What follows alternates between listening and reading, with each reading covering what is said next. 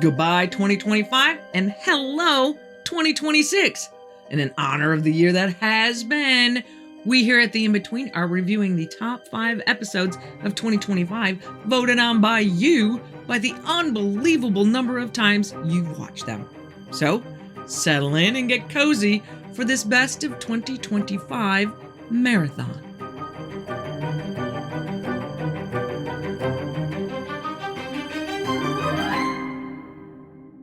The year is 1728 in the relatively new city of New Orleans in French-held territory.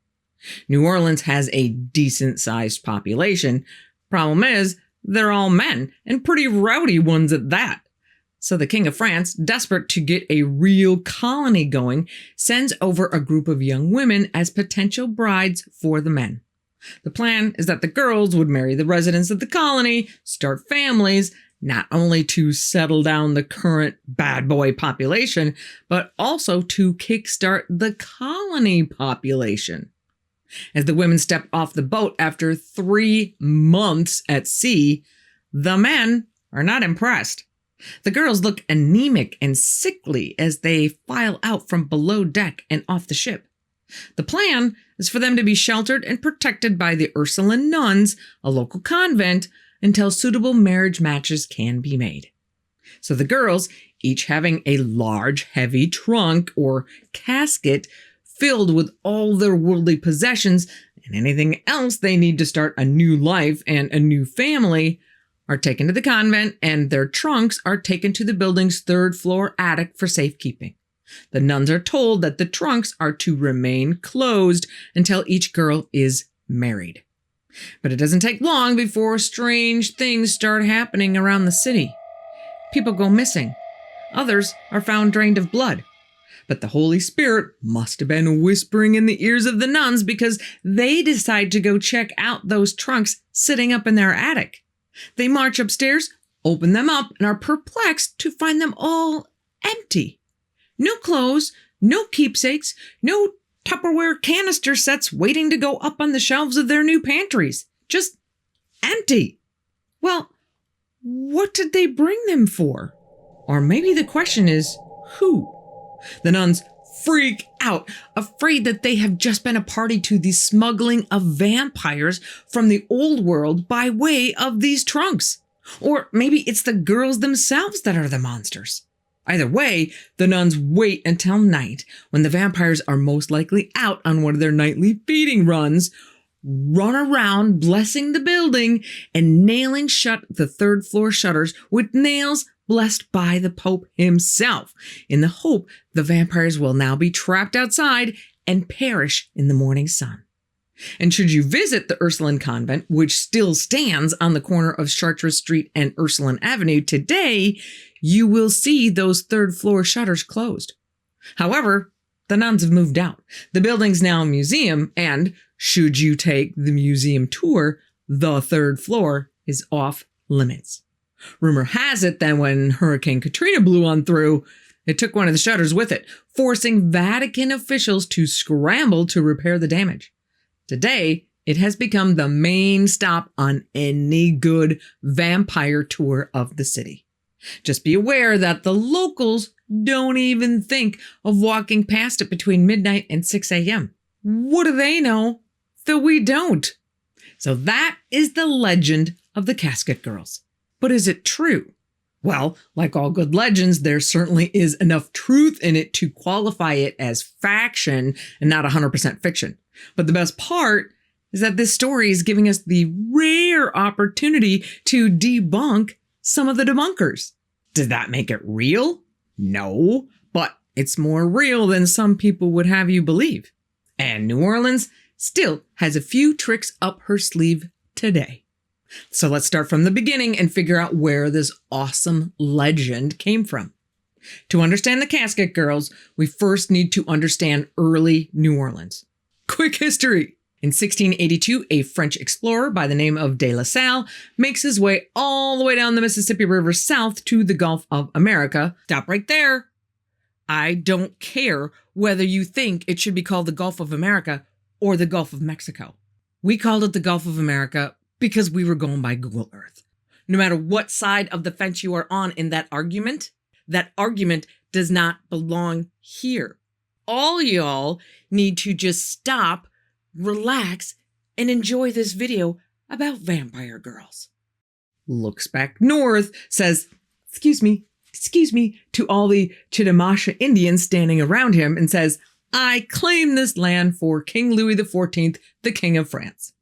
So now Louis wants to do something with that land. The British and the Spanish are already in the New World, so he doesn't want to miss out. He sends a couple of brothers to scope it out. First, they put up a fort that would eventually become Mobile, Alabama, the first capital of the Louisiana Territory. But then one of the brothers finds an even better place, one that's right on the Mississippi. He has the perfect spot right on the riverbend. Although why he didn't pick this bend or this bend or this bend, I have no idea. But regardless, a new capital of the Louisiana Territory is founded in 1718 called Nouveau Orleans, after the Duke of Orleans, which we now know as New Orleans. Okay, we now have an official colony with a settlement being built on high ground that would become today's French Quarter. Only one problem. Its entire population is soldiers, miners, and fur traders. Oh, and convicts. The 1700s were pretty popular for European countries sending convicts anywhere outside of Europe. So France joined right in and sent their less than desirables to New Orleans as labor to help build up the new colony. Okay, so we have all these men roaming around and no women in sight. Except those Chitimacha women over there. Ha ha ha. Being the fun-loving guys that they are, the colonists start trying to spend some quality time with the local girls. That went over with the tribal elders about as well as you can imagine. So King Louis has a problem. He has a colony and no way to grow it. He needs women, specifically respectable French women who could marry these men, create families, and transform this rough settlement into a proper city worthy of the French Empire. So he thinks, I'll just send over some girls. Might sound funny, but it wouldn't be the first time he's done it. Back in the 1660s and 1670s, the colony of New France, what we now know as Quebec, had the same problem as New Orleans. A new colony and no way to grow it. So King Louis had an idea that became known as the Filles du Roi, or King's Daughters. Between 1663 and 1673, he sends about 800 highly virtuous young women aged between 12 and 25 from France to Quebec, each carrying a letter of recommendation from her parish priest, and their passage is paid for by King Louis XIV himself. It's a bold strategy, Cotton. Let's see if it pays off for him. Works like a charm. About 737 of these women get married and start families, dramatically increasing the population and contributing to the success of New France. That experiment worked so well that in 1704, Louis figures he'll try the same trick in New Orleans and send another boat of women and drops them off in Mobile, Alabama. And it works, to a degree. The refined ladies that arrive are not exactly thrilled with the horrible living conditions and get a little rebellious. But the governor, Jean-Baptiste Lemoyne du Bienville, my French is atrocious, the founder of New Orleans, sends another letter home to France asking for more. However, word must have gotten back to the French mainland that the Southern Territory is not exactly a picnic. Actually, it's a swampy, disease-ridden quasi-settlement barely clinging to survival. So therein lies the challenge. What woman in her right mind would voluntarily leave the relative comfort and civilization of France to spend 3 months on a boat in squalor conditions to sail across the Atlantic only to marry a stranger in a disease-ridden swamp? Turns out, not many. The only women who volunteer are women whose lives aren't great anyway. So they're not the docile, gentle filles du roi. These women are much tougher and not necessarily France's finest. More like party girls, who then hook up with the resident party boys. Not really the best recipe for building families. Bienvenue then hires a company called the Mississippi Company to go find more girls. The Mississippi Company decides it's just going to do whatever it needs to do to get the job done. They basically comb the streets for any girls who won't be missed and throw them on the boat. Between 1704 and 1721, when the Mississippi Company goes out of business, thank God, several shipments of brides are received between New Orleans, Biloxi, and Mobile, somewhere in the neighborhood of like 1,000 girls. By 1728, the Mississippi Company is no longer a player, but the colony is still struggling. Bienvenue's successor, Etienne Perrier, asks again for more brides. And all of that brings us to our casket girls, though they're not known yet by that name. They are a group, sometimes called the Baleen Brides, named after the ship Les Baleines, French for the whale, that brought them to the New World in 1728. These young women come from the Hôpital Général de la Salpêtrière in Paris. Now, don't let the impeccable French accent fool you. This is not a fancy place. It's not even a hospital. This is a place where they stuff the women they don't want to deal with, imprison there for offenses ranging from witchcraft and Protestantism to insanity, immoral speech, poisoning, murder, and debauchery. Conditions there are horrific. From this grim institution, a group of young women are selected, primarily orphans aged 14 to 17, to sail to Louisiana. Each girl is given a small trunk called a casket, later anglicized to casket, containing a trousseau of clothing, linens, needles, thread, stuff like that. Things that a young girl needs to start her new life in the colony. The journey across the Atlantic is awful. These women spend months in cramped, dark, damp quarters with very little privacy. Fire hazards mean no candles or lanterns at night, so they spend hours in complete blackness. Their meals consist of tiny portions of biscuits, vegetable soups, and salted meats. Not exactly a recipe for health on such a long trip. Even fresh water is scarce. Not to mention that they spend most of the daylight hours below deck anyway, with minimal exposure to sunlight. Because remember, in the 18th century, women on a ship were bad luck. Plus, the sailors themselves become a problem after that many weeks at sea. So many of the girls find it best to just stay out of the way. So it's not a big surprise that when they finally arrive in the New World, they look sickly, pale, and weak.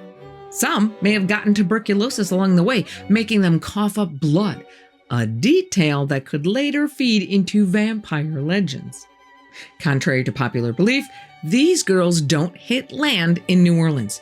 They come ashore in Biloxi, where they are taken into the care of the Ursuline nuns, and eventually, most make their way to New Orleans, with the exception of those the nuns are able to marry off along the way. These brave women would eventually become known as the Casket Girls, the filles à la cassette, named for the small trunks containing their possessions. Over time, as the English word casket evolved to become synonymous with coffin, the name would take on darker connotations, feeding the vampire legends that would eventually surround them. Now, let's stop there for a minute and talk about the Ursuline nuns, our ruler-wielding stalwart defenders against the undead. How did they get mixed up in this adventure? Well, by about 1725, New Orleans is still pretty dang unruly. The new king of France, King Louis XV, having just turned a whopping 15 years old, decides he needs to do more to get control of the out-of-control New Orleans. So he requests that nuns be sent from France to establish a convent in New Orleans, hoping they would bring some semblance of order to the chaotic city. 7 brave Ursuline nuns embark on what is supposed to be a 3-month voyage. A 3-hour tour. that turned into a grueling 5-month ordeal. Their mission was noble. We're on a mission from God. To care for the sick and to establish schools for young girls in the colony. When they finally get to New Orleans in 1727, they find out that their convent isn't even done yet. So they rent some space in one of the larger homes in the French Quarter and wait, presumably with the casket girls and their caskets in tow. The first convent is completed in 1734.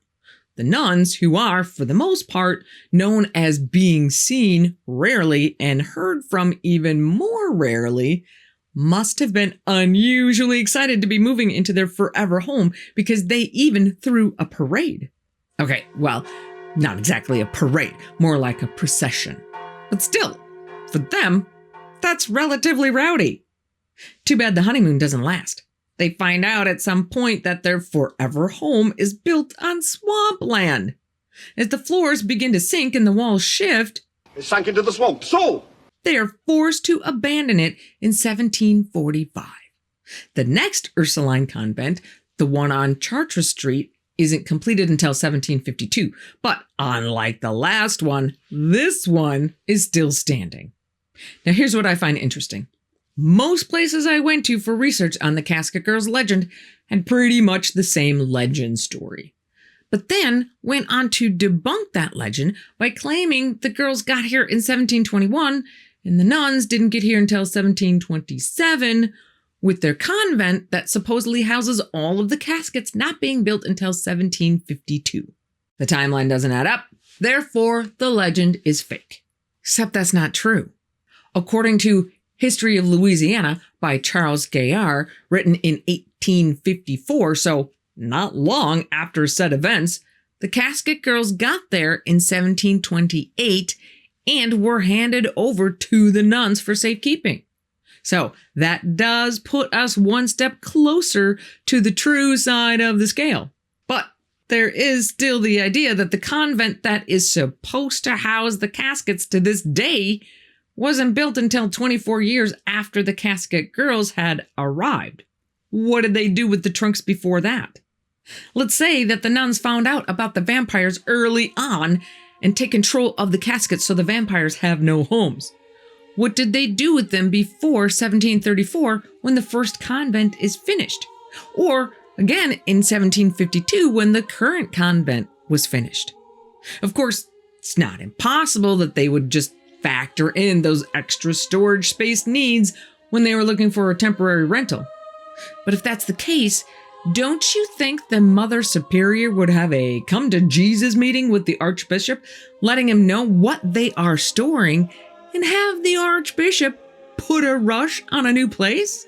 And if they don't know about the caskets early on, most of the women would be long out and married by the time the nuns get to the second convent in 1752, so there wouldn't be any caskets to store. However, remember that procession they had walking to the new convent? Well, there are some who speculate that there were darker intentions. Rumor has it there were long boxes at the end of the procession, and that the nuns held the procession, which was maybe more like a parade complete with children dressed as angels, because they knew everyone would be looking at them. Seeing them at all was such a rare sight that no one would be paying attention to anything else like the long boxes they were bringing with them. Kind of like hiding something in plain sight. And what about those permanently sealed attic windows that feature so prominently in the vampire legend? The third floor of the Ursuline convent does indeed have windows that remain shuttered at all times. During storms, these shutters have occasionally blown open, only to be quickly closed again. Some claim to have spotted faces in those attic windows, while others report feeling unseen eyes watching them from above. Wondering if there's any way to find out what's in that attic? Well, author Merida Woywood Crandall, who wrote the book New Orleans Vampires, is one of the few people outside the church who has actually been up there. According to Crandall, the attic wasn't being used for storage as much as you might think. Instead, it contained 6 bedrooms, originally built to house orphans. And there was one more room in the attic, the only one with brick floors rather than wood floors. This darker, smaller space had heavy chains hanging from a beam in the ceiling, and it was accessed through a Dutch door, which is a door where the top half can open while the bottom half stays closed. When Crandall asked about this unusual room, her tour guide explained that it wasn't for vampires, it was for the mentally ill. In the convent's early days, people with mental illnesses were sometimes kept in this room. The brick floor made it easier to clean bodily fluids, the chains were there for restraint, and the Dutch door allowed nuns to pass food and necessities to the occupants without having to jeopardize their safety by opening the door and having to go all the way inside. Although entirely creepy on its own, it would explain the faces some people would see in the windows. These might all stem from the tragic treatment of mentally ill patients rather than undead predators. So how did these historical figures, young women seeking better lives, and nuns dedicated to education and healthcare become entangled with vampire lore? The answer could be that it was just a perfect storm of circumstances. The first would be the 19th century explosion of interest in vampire stories, spurred by works like John Polidori's The Vampire from 1819 and eventually Bram Stoker's Dracula from 1897. This literary trend created a cultural fascination with the undead that permeated society. As the legend of the casket girls spread, elements from these vampire narratives began intertwining with their story. The name itself, casket girls, took on new meaning as the English word casket shifted to become primarily associated with coffins rather than storage trunks. The girls' appearance upon arrival, pale, sickly, possibly coughing blood from tuberculosis contracted during the voyage, mirrored descriptions of vampires or their victims. Their arrival at night, which is not at all unusual, was just one more box the vampire hunters could check off. And New Orleans is like the perfect backdrop for these kinds of legends to take root. The city's unique melting pot of cultures, French, Spanish, African, Caribbean, bring together diverse spiritual and occult traditions. Voodoo, Catholicism, and folk beliefs all mixed together, creating fertile ground for supernatural tales. Not to mention the high mortality rate in early New Orleans due to yellow fever, malaria, and other diseases meant that death was everywhere for no reason anyone could understand. Modern medicine, with its understanding of disease transmission, wasn't a thing. So a mysterious illness that drained life from its victims could easily be attributed to supernatural causes. Today, this vampire connection continues to thrive in New Orleans culture. The city embraces its reputation as a haven for the undead. According to a 2017 study by then Louisiana State University doctoral candidate John Edgar Browning, at least 50 self-identified real vampires called New Orleans home, and he estimates about 5,000 across the U.S. The city even has its own New Orleans Vampire Association, people who claim to have a medical condition requiring them to consume blood to sustain themselves. Vampire tours are among the most popular attractions in the French Quarter, and the Ursuline convent remains a highlight of these nocturnal excursions. The legend of the Casket Girls is a perfect origin story for the city's vampiric reputation, a tale with just enough historical truth to make the supernatural elements tantalizingly plausible. But don't think for a second that we are even close to being done. This is the legend that keeps on giving. One of the craziest reports, though wholly unsubstantiated, is the story of two reporters in the 1970s who want to know the truth about those third-floor shutters. So they get themselves comfortable and have a stakeout in their car, parked right outside the fence with a direct view cameras trained on the third floor. Hours pass by, but evidently the coffee wasn't strong enough because they must have fallen asleep. They don't see the third floor's shutters, the same shutters that are supposed to be nailed shut by the blessed nails, open and shut, and open and shut. The recording cameras whirl to a stop as the scene fades to black. The next morning, the bodies of the investigators were found, ripped open and drained of blood. Another encounter comes from the spring of 2020. An extended family is on vacation in New Orleans for a long weekend. They're at a restaurant when one of the women, Angie, realizes she forgot something in her car, so she excuses herself, telling everyone, "I'll be right back." The others continue having fun, but realize Angie's been gone for a while. So one of the other women, let's just call her Holly, says, "I'm going to go check and see what the problem is." And she gets up and also heads out to the car. As Holly's walking to the car, she sees Angie standing next to the car with some dude talking to her. Holly calls Angie's name a couple of times, but Angie doesn't respond. As Holly gets closer, she sees that this guy is leaning in towards Angie, like he's going to give her a hug. Holly picks up the pace.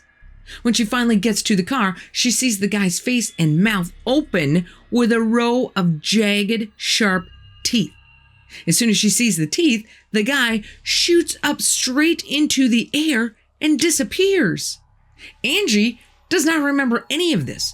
Her memory goes straight from walking toward the car to Holly standing next to her.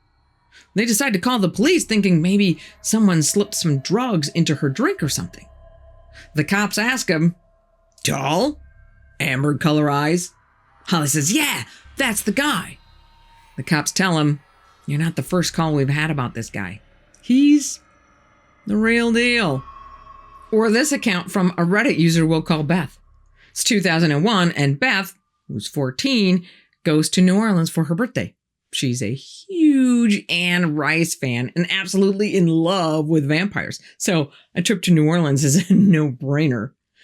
Beth's last night there, she and her dad go to the river walk, and Beth starts getting this creepy feeling like somebody's watching her.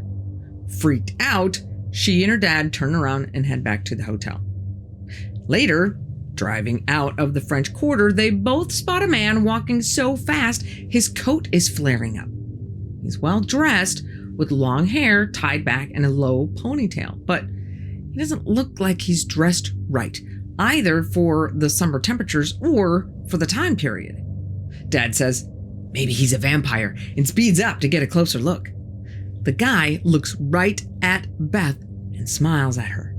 Beth instantly gets a weird feeling in the pit of her stomach and starts to panic, telling her dad, just go, just drive. They both watch as the guy crosses the street behind them and just starts flying up into the air. Dad lets fly a few colorful words, whips the car around, and they both start looking for him. But he's gone. Or this account from YouTuber Cedric Whitaker from the channel The Demon's Tea Room with Cedric Whitaker. He tells the tale of a good friend of his who Cedric didn't want to name, so we're going to call him Joe. About 4 or 5 years ago, Joe fulfills his lifelong dream of leaving the rat race of Manhattan behind for a bartending gig at Napoleon House in the French Quarter. Now, this guy is like 6'3" or 6'4", long blonde hair and full sleeve tattoos. Total Harley dude vibe. And this guy does not believe in the paranormal. If you tell him you just got slapped across the face by a ghost, he'll tell you, lay off the crack pipe. So Cedric gets a call from Joe around 3:30 in the morning. Cedric, I need you in the quarter. I need you here now. 7 minutes later, Cedric's there and finds Joe 3 blocks away from Napoleon House, sitting on the sidewalk in a fetal position, rocking back and forth, sweating bullets. Cedric, not having any idea of what could possibly send this tough guy friend into this kind of an emotional spiral, just kind of casually approaches him and says, "What's up, man?" Joe says, "I'm going to tell you the story, and I know that if you were telling it to me, I would call you a bold-faced liar. And he goes on to tell Cedric that he was shutting the bar down. He has all the doors closed and locked except for one that's closed but not locked. He goes in the back and starts counting out his till to get ready to shut the bar down for the night. When he hears something out in the front room, it sounds like glass bottles hitting together or like glasses clinking. Joe goes out in the front to see what's going on and sees what looks like a 12 or 13-year-old little girl standing on the bar with her back to him, dancing around the bottles. He yells, "Yo, kid, get the hell off my bar. You're gonna get me in trouble." The little girl turns around, jet black eyes, mouth full of sharp teeth, takes a single step off the bar like it's nothing, and starts walking toward Joe. Joe, knowing a predator when he sees one, keeps eye contact with it and backs out the door. He tells Cedric, "That was not a little girl, and I'm not going back." Joe moves out of the city less than 6 hours later and refuses to ever return.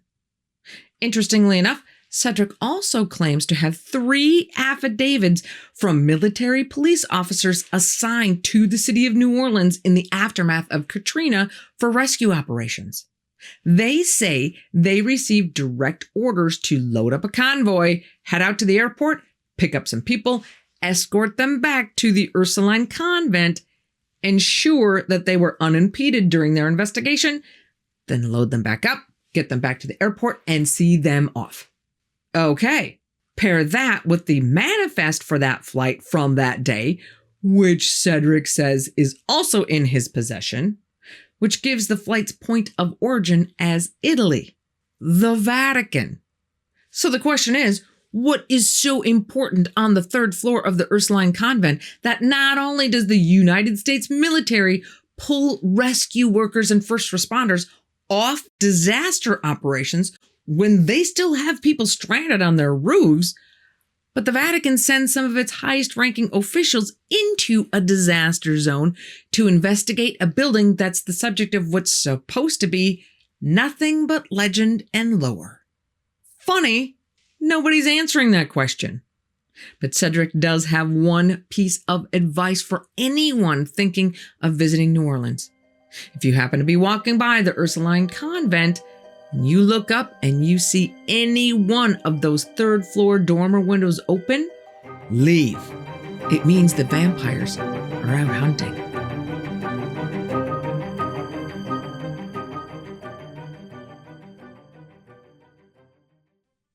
The Aswang.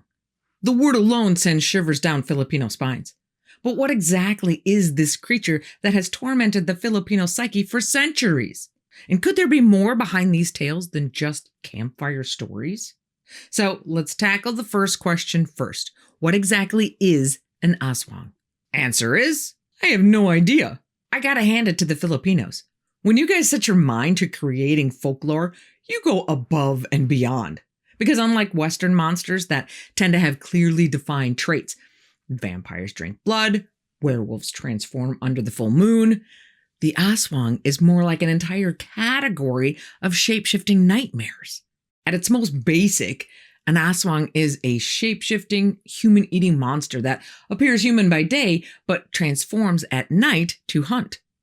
But that's where any simplicity ends, because depending on which Filipino grandmother you ask, the Aswang might be completely different. According to Maximo Ramos, a PhD-wielding Filipino myth expert, the Aswang is fear turned flesh, perfect reflections of the things that we fear most. He spent his career mapping out the myriad of forms that all fall under the Aswang umbrella. And considering the nature of folklore, it shouldn't be a surprise that his classification system broke down 5 main categories that closely resemble the nightmares we deal with here in the West. First, you got your typical vampire class. Disguised as beautiful women by day, these creatures hunt by night, but not with the fang teeth you've come to expect. They use a thin, hollow tube, kind of like a mosquito, to suck out their meals. These include things like the tick-tick and the wak-wak, both bird-like creatures named for the distinctive sounds they make while hunting, who feed on either blood, organs, or unborn babies. They're also known for their sounding farther away the closer they are. Very interesting and effective hunting technique. Next, you have your were-dogs, obviously the counterpart to our werewolves. Did you know that were legends in different areas pin the were label on whatever animal is the big man on campus for that area? Europeans have wolves, so the werewolf. India has tigers, so they have the were-tiger. But the Philippines do not have any large animal predators, so the top of their chain is the dog, thus the were-dog. We also have a category of witches. That's right, a whole category with 3 main types: the curse casters, the disease bringers, and the illness bringers. And watch your step, because these ladies are especially known for their vindictiveness. You have your ghoul class, which is very akin to our zombies. The big difference being that instead of looking for fresh brains, the ghouls feed exclusively on the dead. In fact, it's become custom in some areas of the Philippines that when someone dies in the house, no one sweeps the floor while they are lying in state, for fear that kicking up the dust will spread the scent of the dead, attracting the ghouls to the house. And when it's time to move the deceased from the house, they pop a hole in a chicken's jugular vein, throw it out the door, and let it wander off as a distraction while they move their loved one out of the house. And last but not least, we have the viscera suckers. Wait, what? We don't have those. That's right. Those beings with a long, hollow, thread-like tongue that can reach through windows and suck out either someone's internal organs or their unborn child. The most interesting version of this nightmare fuel is the manananggal, a woman who splits her body at the waist, with her top half sprouting bat-like wings. She then stashes her bottom half out of sight while she flies away in search of easy prey. Stashing her bottom half out of sight is very important, because should some nosy neighbor find it, they can sprinkle the open flesh with salt or garlic or vinegar or ash, or they can slash at it with a blessed bolo knife, or just pick up the whole bottom half and hide it. If they do any of those things while the top half is out hunting, when the manananggal returns, her top half will not be able to reunite with her lower half, and she will die when the sun rises. And just be aware that we have only hit 5 broad categories. We haven't even mentioned the dwarves, demons, ogres, giants, dragons, or elves that all fall under the Aswang umbrella. Wow! Now, if they all look human during the day, how can you tell which ones are the Aswangs? Easy! Look for a large dog, pig, or cat with no tail. Anybody whose toes point upward. Anybody who glares at you. And your reflection in their pupil is upside down. They have no philtrum, the little vertical ridges on the upper lip. They try to dodge a blessing in church. How do you even dodge a blessing? Unkempt hair, bloodshot eyes, unusual behavior, or not wanting to talk with people are all signs you are an Aswang. I think I just learned something new about myself in that last sentence. So how do you ward one off? According to the Aswang Phenomena documentary by the Aswang Project, get comfortable. Bolos through bamboo floors, a needle in the door, a needle with a broken eye at the doorstep, garlic, onion, spice, calamansi, holy water, blessed palms, incense, a crucifix, the Lord's Prayer, any prayer backward, silver bullets. Wait till I get going. Gold, silver, or bronze, an inverted coconut rib broom, a photo of an old lady, throwing salt, throwing semen, a pouch of ginger, a pouch of coins, a pouch of ginger and coins, a painted white cross, a nail or knife under the pillow, ashes, large crustaceans, fire, loud noise, trumpet plant seeds or leaves, the snout of a sawfish, the tail of a stingray, the smell of burning chicken feathers, leather, or tires, bright light, and sunlight. So just how did the Filipinos come up with this menagerie of creatures? Well, I'm sure it'll come as no surprise that the origins trace back to the origins of the Filipinos themselves. Pretty common story. The battle between brothers, one good god and one bad god. Guguran is the good guy, hanging out on Mount Mayon, and Aswang is the bad guy, residing right next door on Mount Malinao.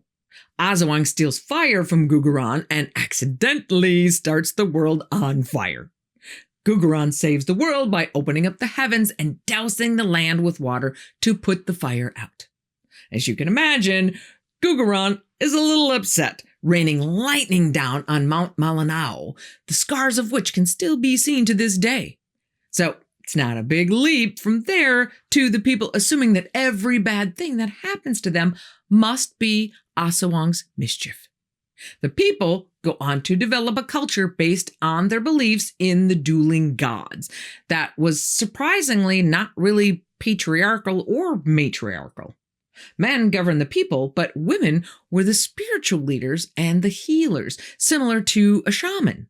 And they all had the same rights, things like land ownership, inheritance, divorce, and a choice of who they want to marry. That is, until Magellan and the Spaniards crashed the party in 1521. The locals say, "I don't think so," and kill Magellan less than a month later. But the Spanish don't take the hint and come back with the Catholic Church in tow. When they do, they look at the equal power dynamic going on and proclaim, "This will not do. Women can't be spiritual leaders."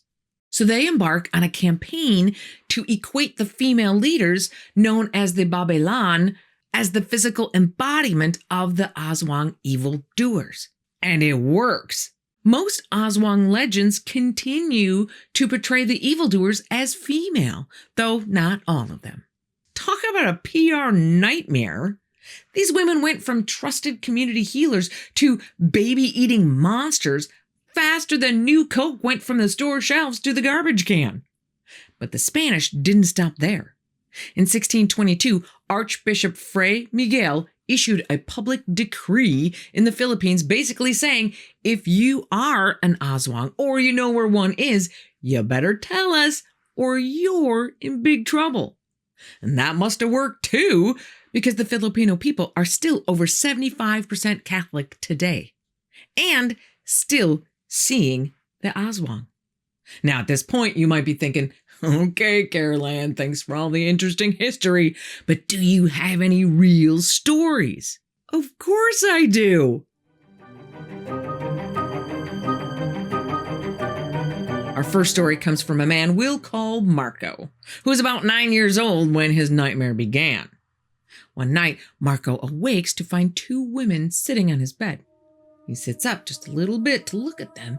He can see one of them, but his pillow is in the way of the other. The one he can see has messy hair and grayish skin that's wrinkled like a lizard. They're sitting completely still, not moving. They're not even looking at him. Terrified, he slowly lays back down, but as soon as he does, the women begin inching closer. He can feel the skin of one of them touch his foot, cold with the soft texture of a diaper. He tries to scooch himself backwards away from them, but they keep coming closer until his back hits the wall, and his bed is in a corner, so there's no way out. Marco has no blankets, just a pillow he uses to try and cover his face. He hears this strange scratching noise as he feels something playing with his hair, like they're either running their hands or their teeth through it. Marco is terrified. Keep in mind that almost all Filipino children hear the stories of the Aswang at an early age. So he knows what this is and is just waiting for it to start sucking out his blood or his organs or just his life force. But everything stops when his mom calls out in her sleep, "Get away from here, you bad spirits." Marco looks up to find the women gone. He scooches closer to his brother and tries to grab just a bit of his brother's blanket, something he can hide under. His brother has most of it, but Marco pulls just enough of it away to wrap himself tight. As he prays, he feels hands moving all over his body while hearing that same scratching sound. He doesn't sleep that night, but at least he survives. The next morning, he tells his mom. Not only does she not remember telling the Aswang to leave her child alone, but she thinks he's making it up. Too bad for little Marco, that's not the end of it. The next night, they hear loud flapping sounds outside, the unmistakable sign of a manananggal. His mom finally believes him and sends him to sleep in his grandfather's room. But even there, Marco hears voices, a man whispering, "Tulag na magabata," sleep now, children, over and over. For 2 years, these nocturnal visits continue. Sometimes Marco would wake to find someone lying next to him, who somehow disappears by morning. According to his sister, an Aswang must have seen him and taken a liking to him. That's why she didn't kill him. The nightly assaults only stop when they move over 1,000 miles away to Guam. Wow, this kid handles supernatural trauma better than I handle a spider in the bathroom. Our second tale comes from Taylor, who lived next door to what her entire family believed was an Aswang. Their neighbor was an 80-year-old paralyzed woman who, according to Taylor's grandmothers, just couldn't seem to let go of life. There are several telltale signs. Despite having air conditioning, the elderly woman always stayed outside in the heat, fitting the belief that Aswangs run hot. Her pregnant granddaughter never stayed at their house, and when she did visit, she always wore black, covered herself completely, and stayed in the back of the house, well away from the old woman. But the biggest red flag is that the woman survives several strokes, near-death states, and even receives last rites multiple times, but still clings to life. According to Filipino folklore, an Aswang only dies when someone accepts their stone, a small egg or chick-like object in their throat that passes their power to the new host. When the elderly woman finally passes away, Taylor's aunt says, "I guess her daughter finally got tired of taking care of her and accepted her stone."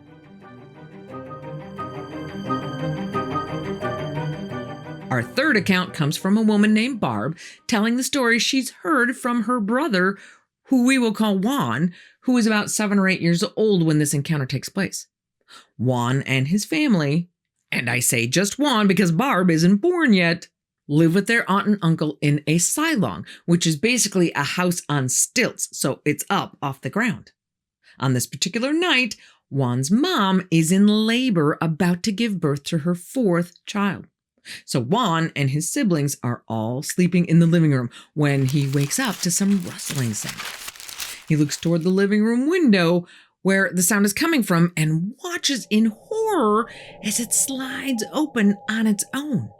A woman with long hair starts trying to climb inside, which should be impossible given how high the window is from the ground. The woman manages to get half her body through the window and starts looking around, sniffing the air like she's searching for something or someone. Instead of screaming, Juan squeezes himself between his sleeping brothers and hides under a blanket. When he finally musters the courage to take a peek, the woman's gone, leaving the window wide open. The next morning, their aunt doles out a few choice words at the boys for leaving the window open all night. Juan tells everyone what happened the night before and why the window was open. I have no idea if they believed him or not, but I do know that now he never misses an opportunity to tell everyone he knows about his brush with the Aswang. Can you buy therapy as a lifelong subscription?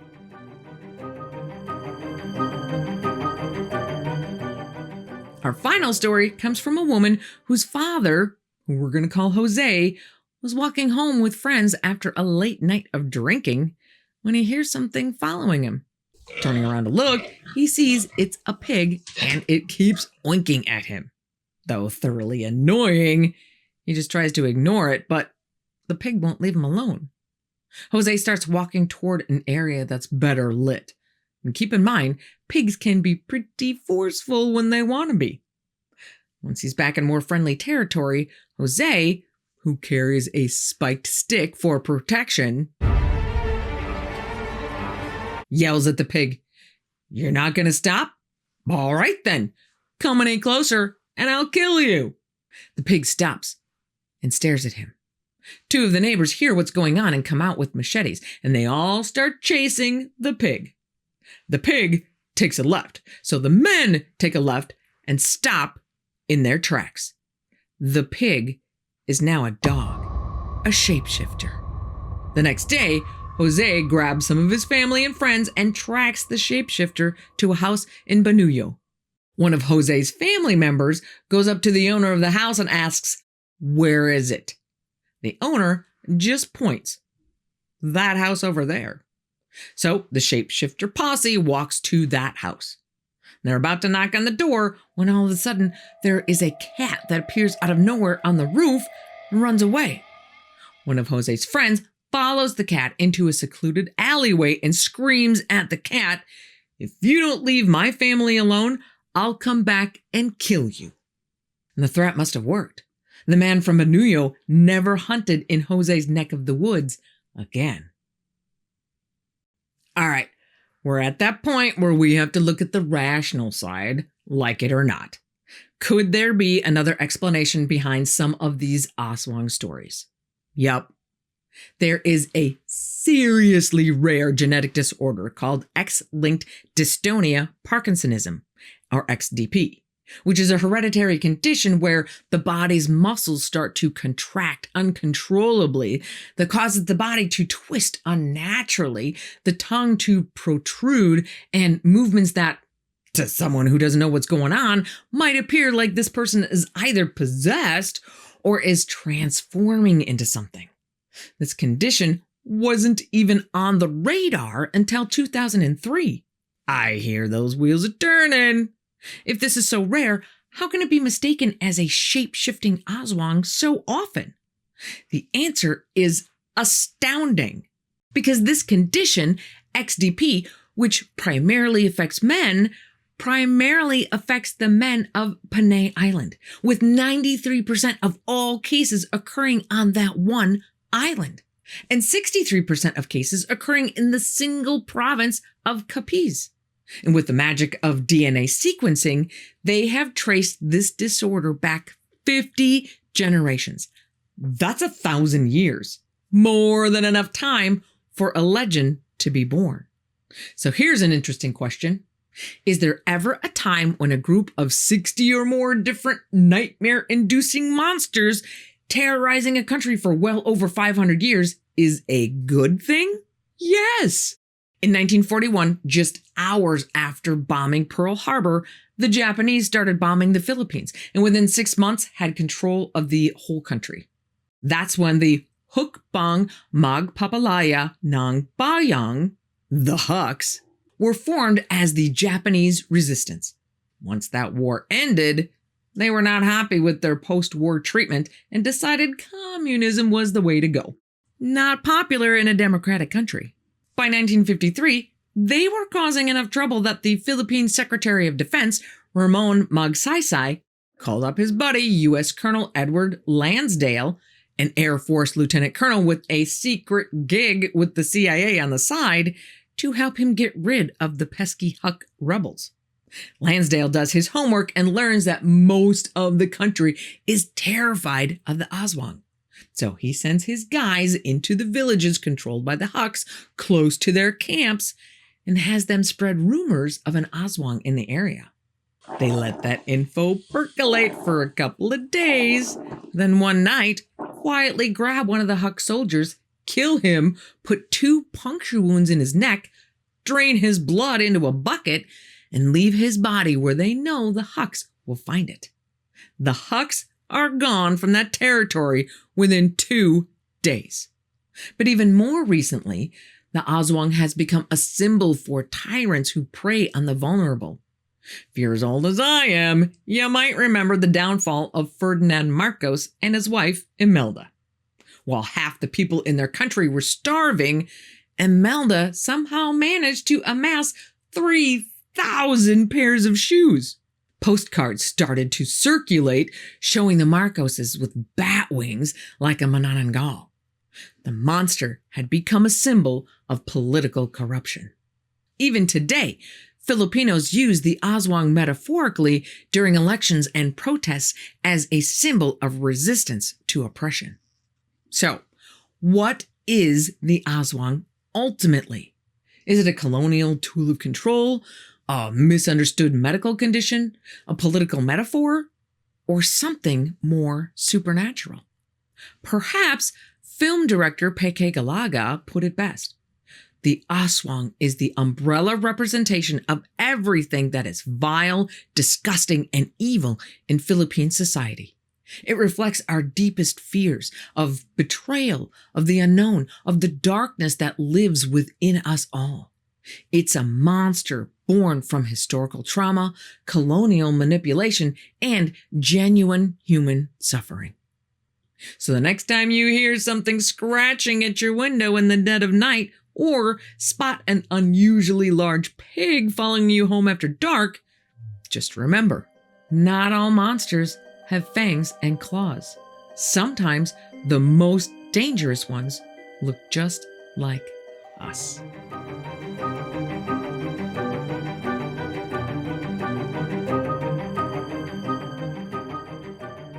Just a little disclaimer right off the top that it is not my intention to ruffle any feathers with this topic. Like any other strange and mysterious topic on this channel, my only goal is to shed light on the weirdness in this world. So whatever side of the fence you're on, just be nice to each other down in the comment section. Also, some people say Turin, others say Turin. Potato, patata, tomato. I watched one Shroud expert say it both ways in the same interview, so I'm just going to default to Turin.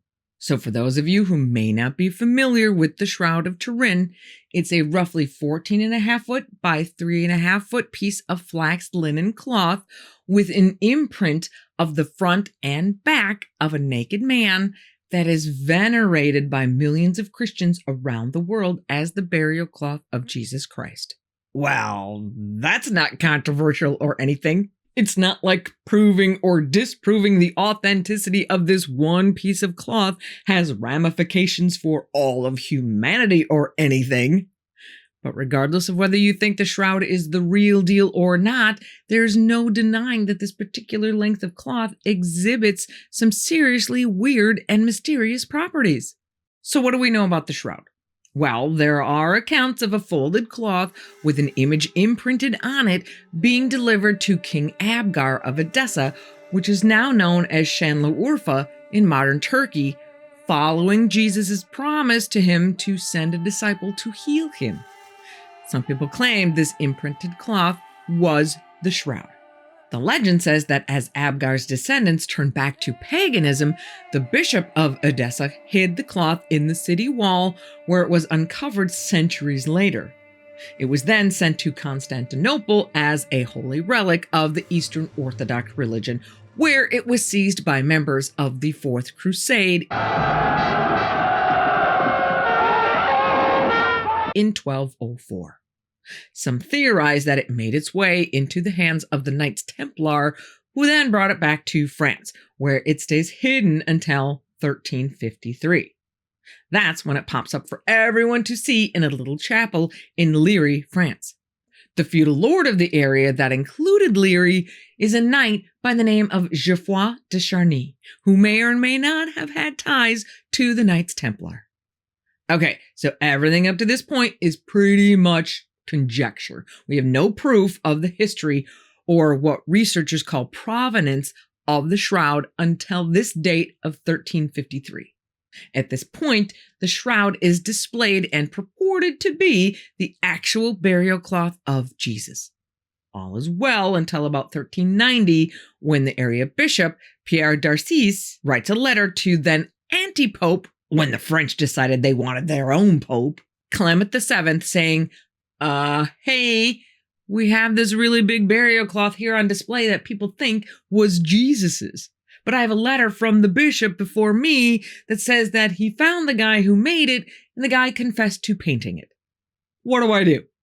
Clement says, go ahead and keep showing it. Just make sure that you make it clear to everyone that it's a fake. So the shroud remains a relic of the chapel for a few more years until the granddaughter of Geoffroy de Charny, Marguerite de Charny, decides to take it. The people of Leary say, give it back. Marguerite says, make me, and then gives it to Louis, the Duke of Savoy. It stays in their family chapel in Chambéry. It survives a fire that leaves scorch marks from molten silver in several places until 1578, when the Savoy family decides to move to Turin, Italy, and bring the shroud with them, where it has lived ever since. It should be noted that in 1506, Pope Julius II does a 180 and gives the okay for the veneration of the shroud as a true relic of Jesus. Why he does this, or what information might he have had that led him to this about-face, nobody knows. In any case, the shroud remains the property of the Savoy family until 1983, when it is bequeathed to the Vatican by the last king of Italy, Umberto II, upon his death, but physically stays in the chapel that was built specifically for it in Turin. There, it would survive another fire in 1997. The shroud is now kept in a bulletproof glass case filled with argon gas to keep it from further deterioration. It is not on display every day. The last time it was on public display was 2015. But if you go to the chapel of the Holy Shroud within the Turin Cathedral, you can see the case where it is kept, just not the shroud itself. Now, this piece of cloth is pretty much treated as just a matter of faith, just like all of the supposed bits of the cross you find in churches everywhere, until an accidental discovery in 1898.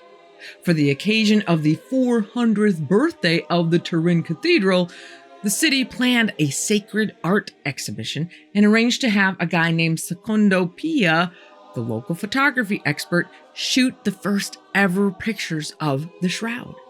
When he goes back to his darkroom later that day, he gets the shock of his life.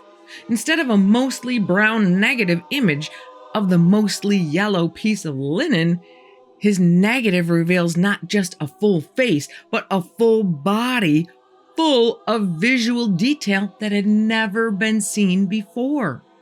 Of course, tons of people said he either didn't know what the hell he was doing, or worse, that he faked it.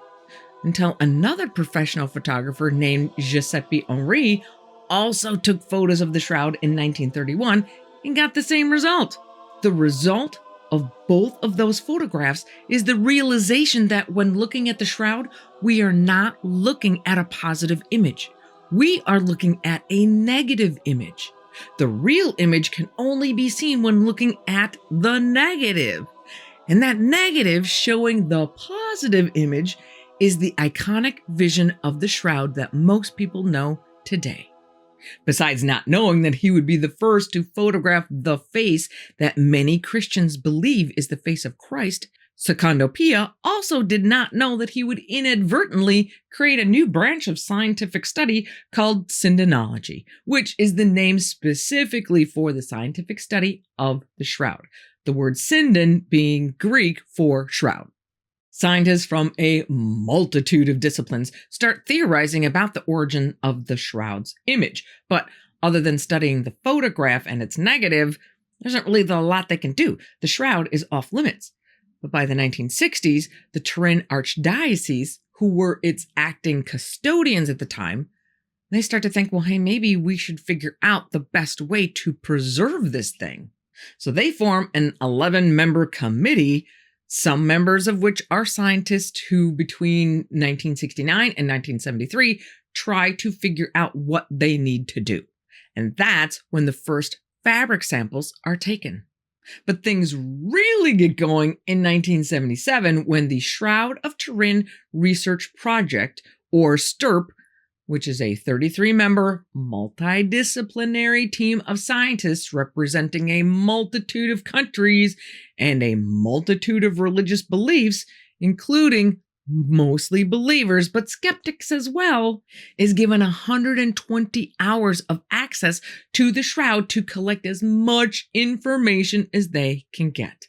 Rumor has it that the night before the testing was to begin, the scientists were gathered at the hotel bar, relishing their free trip to Italy, thinking it's going to take them all of a day to prove this thing is a hoax. Even the believers. But they are wrong. After a day, they're more stumped than ever. The scientists work in shifts to maximize every hour before the 120 hours is up. This includes tape samples and vacuum samples to collect trace evidence and every kind of photography you can imagine. The information gathered is then taken home to be analyzed. It takes them another 3 years to come out with a conclusion. What did they decide? They have no idea. In their final report, they say, "We can conclude for now that the shroud image is that of a real human form of a scourged, crucified man. It is not the product of an artist. The bloodstains are composed of hemoglobin and also give a positive test for serum albumin.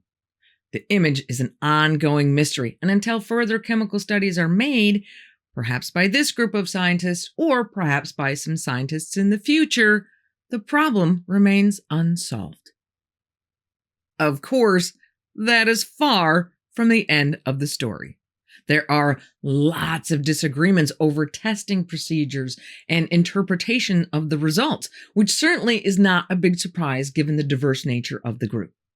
In the fall of 1987, the Vatican says, "Okay, let's try this again," and approves testing for the one test not performed by the STURP team in 1978, radiocarbon dating.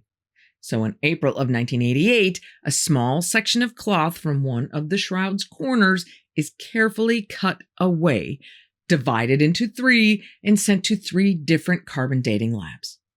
The results rock the Christian world. The 3 labs announced in October of 88 that they have come to the conclusion that the date of the cloth falls in a range from 1260 to 1390 AD.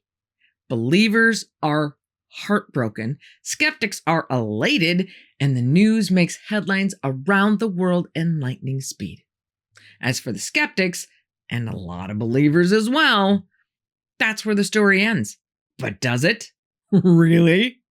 If you answered yes, then I know you are new to this channel, because on the In-Between, there is always more to the story. Now, I'm going to throw out a caveat right now. There's no way to cover everything about the shroud. There are over 1,000 books and almost as many, if not more, research papers on all aspects of this topic from both believers and skeptics alike. So I cannot cover every bit of data, but instead I'm going to highlight the arguments that stuck out to me the most about the shroud research, both for and against its authenticity. I will lay out chips from both sides on the table, leaving you to decide for yourselves. But I will tell you right up front that I am leaving the one bit of information that blew my mind personally for last. Okay, back to the shroud. So I'm going to take the elephant in the room, the nail in the coffin for the skeptics, the carbon dating. When you read the fine print, turns out it isn't as cut and dried as it sounds. Okay, crash course on radiocarbon dating. All living things on Earth contain carbon, both carbon-12 and carbon-14. Carbon-12 is stable. Carbon-14 is not and decays over time. When that organism is no longer living, the carbon-12 in their system stays the same, but the carbon-14 continues to decay into nitrogen. And after 5,730 years, only half of the original level of carbon-14 is still present. So by comparing the amount of carbon-14 still present in the test sample compared to the level of carbon-12, scientists can figure out how old it is. And this is the test that was performed on samples of the shroud. Scientists at Oxford University, the University of Arizona, and the Swiss Federal Institute of Technology all independently tested samples of the cloth and came to a consensus that the cloth was produced between 1260 and 1390 AD.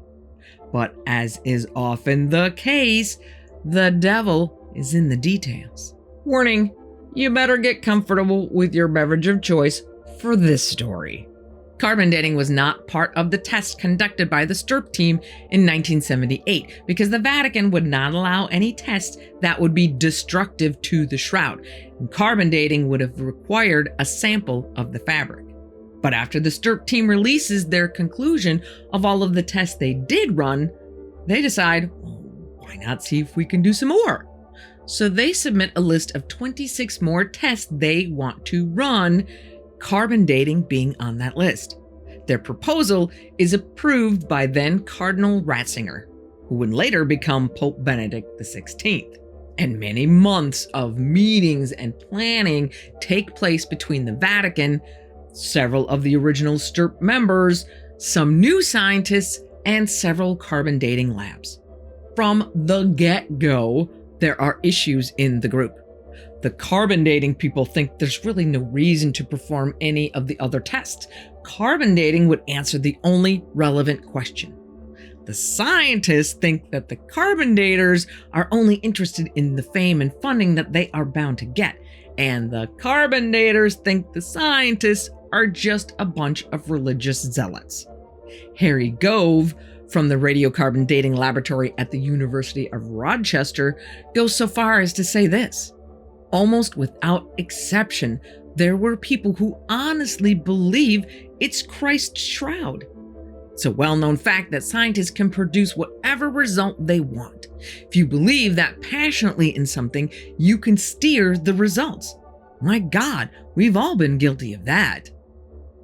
In the end, the carbon daters win the day, and all other tests that the Vatican had approved are canceled with the exception of the carbon dating. Now, through these many months of planning, a protocol for how the carbon dating process would go down had been established. 7 different laboratories would do the testing. 2 different methods of carbon dating would be used: the old method that has an established track record, and the new method that hasn't been around as long but needs a much smaller sample. The test will be supervised and coordinated by Dr. Michael Tite of the British Museum. Samples of the shroud will be taken from at least 3 different spots. The Stirp team, who practically know every fiber of the shroud already, will be the ones to decide where the samples will come from and do the cutting. Each laboratory will test 3 samples, 1 of the shroud and 2 other control samples of different ages. Only the test supervisor will know the age of the control samples so he can check the accuracy of each laboratory's dating process. It's a blind test. The samples are all going to look alike so that laboratories running the tests won't be able to tell which sample is the shroud and which are the controls. The laboratories are to maintain strict secrecy, not tell anybody about the results except anyone authorized by the British Museum. All the labs will do the tests at the same time and without exchanging information. 3 institutions, the British Museum, the Meteorological Institute of Turin, and the Pontifical Academy of Sciences, will be the ones to analyze the results. And finally, after the results have been analyzed, the analyzers will meet with the radiocarbon labs to make sure that they all are in agreement, and then communicate those results to the Vatican. That seems pretty thorough to me, but it takes about a hot minute for things to start unraveling. First, the Stirp guys are suddenly cut out of the loop. Someone else is going to choose the locations and cut the samples. Then, the Vatican decides it's only going to be 1 sample instead of 3. Then they decide to use only 3 labs instead of 7, of which the University of Rochester is not one. Sorry, Harry.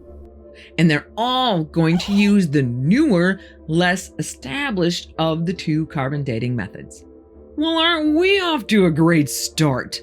But on April 21st, 1988, test supervisor Michael Tite, people from the Catholic Church, people from the 3 carbon dating laboratories, which, if you remember, end up being Oxford University, the University of Arizona, and the Swiss Federal Institute of Technology, photographers, and a camera crew who are there to document the entire operation, all gather at the Turin Cathedral. 2 textile specialists are chosen to decide from where on the shroud the sample should be taken. One of those experts points to the bloodstain caused by the wound in the side and asks, "What's that large brown patch?" Eventually, they decide to cut a piece from the corner, like the corner that has been grabbed and stretched by probably dozens of different people over the years of exhibitions.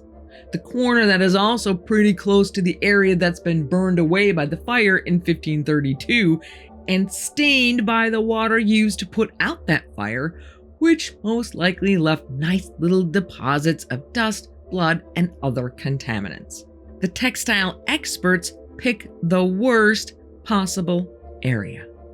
Okay, so the sample is cut and divided into 3 roughly equal pieces, 1 for each lab. Michael Tite then brings out the control samples, which have a different weave pattern. But instead of unraveling all of the samples, he leaves them as is, meaning it is now very easy to figure out which one is from the shroud. There goes the blind testing protocol. The samples are weighed and put into numbered metal cylinders, which will go to the 3 testing labs. Oh, and remember that camera crew hired to film the whole thing? They don't film this part, so there's no way to verify which samples go into which containers. Not to mention that Michael Tite decides at the last minute to throw in a 4th sample, some thread from a cape from St. Louis of Anjou, which is known to be dated to the 13th century. They don't have metal cylinders for the extra samples, so they just get put into envelopes. Each lab is given their metal cylinders and their envelope and are asked to sign a receipt. The receipt lists the ages of the control samples. So now they don't even have to bother looking at the weave to figure out which sample is the shroud. It's just written right there for them. This is like the Three Stooges convention. But it gets even better. The weights of the samples the labs receive don't all match the recorded weights of the samples that were taken from the shroud. They were supposed to all perform the test at the same time, but Arizona does theirs in May, Zurich in June, and Oxford does theirs in July. At first, they seem to do a decent job of sticking to the secrecy protocol and reject a request from the Vatican to send one of their people to watch. But Zurich thinks it's perfectly reasonable to let in an entire BBC documentary crew. And remember our friend Harry from the University of Rochester? Well, he manages to twist the arm of someone in the Arizona lab to let him watch the process as long as he signs a non-disclosure agreement. Harry and his assistant have made a bet for a pair of cowboy boots on the outcome of the tests. The assistant thinks the results will be from the time of Christ, but Harry thinks it's going to come back as dating to medieval times. The ink is not even dry on the paper with the results before Harry breaks his NDA by phoning his assistant to claim his shiny new boots. In Oxford, 2 weeks before the results are announced to even the church, a book entitled The Shroud Unmasked, Discovery of the Greatest Forgery of All Time, is already on the presses. When confronted about this breach of secrecy protocol, the guy in charge of the Oxford lab, Professor Edward Thomas Hall, says, "I think it was a hopeless prospect to keep the results secret. You couldn't with the best will in the world." Okay, so the tests are completed and given to Michael Tite at the British Museum, but no one else. The other 2 institutions who are also supposed to analyze the data are completely cut out of the process. The statistical analysis is completed by the people from the British Museum under the watchful eye of Michael Tite, and the results are announced at a press conference including both Professor Hall and Michael Tite in October of 1988, with Professor Hall not mincing words about his thoughts on the matter, stating, "There was a multi-million-pound business in making forgeries during the 14th century. Someone just got a bit of linen, faked it up, and flogged it. Some people may continue to fight for the authenticity of the shroud, like the Flat Earth Society, but this settles it all as far as we are concerned." Nice exclamation point. While I'm not going to go deep into the data that was published to back up their conclusion, since that's way above my pay grade, I will highlight just one little tidbit. When doing these kinds of statistical analyses, statisticians come up with what's called the significance level. That's a measure of the reliability of the results. So the higher, the better.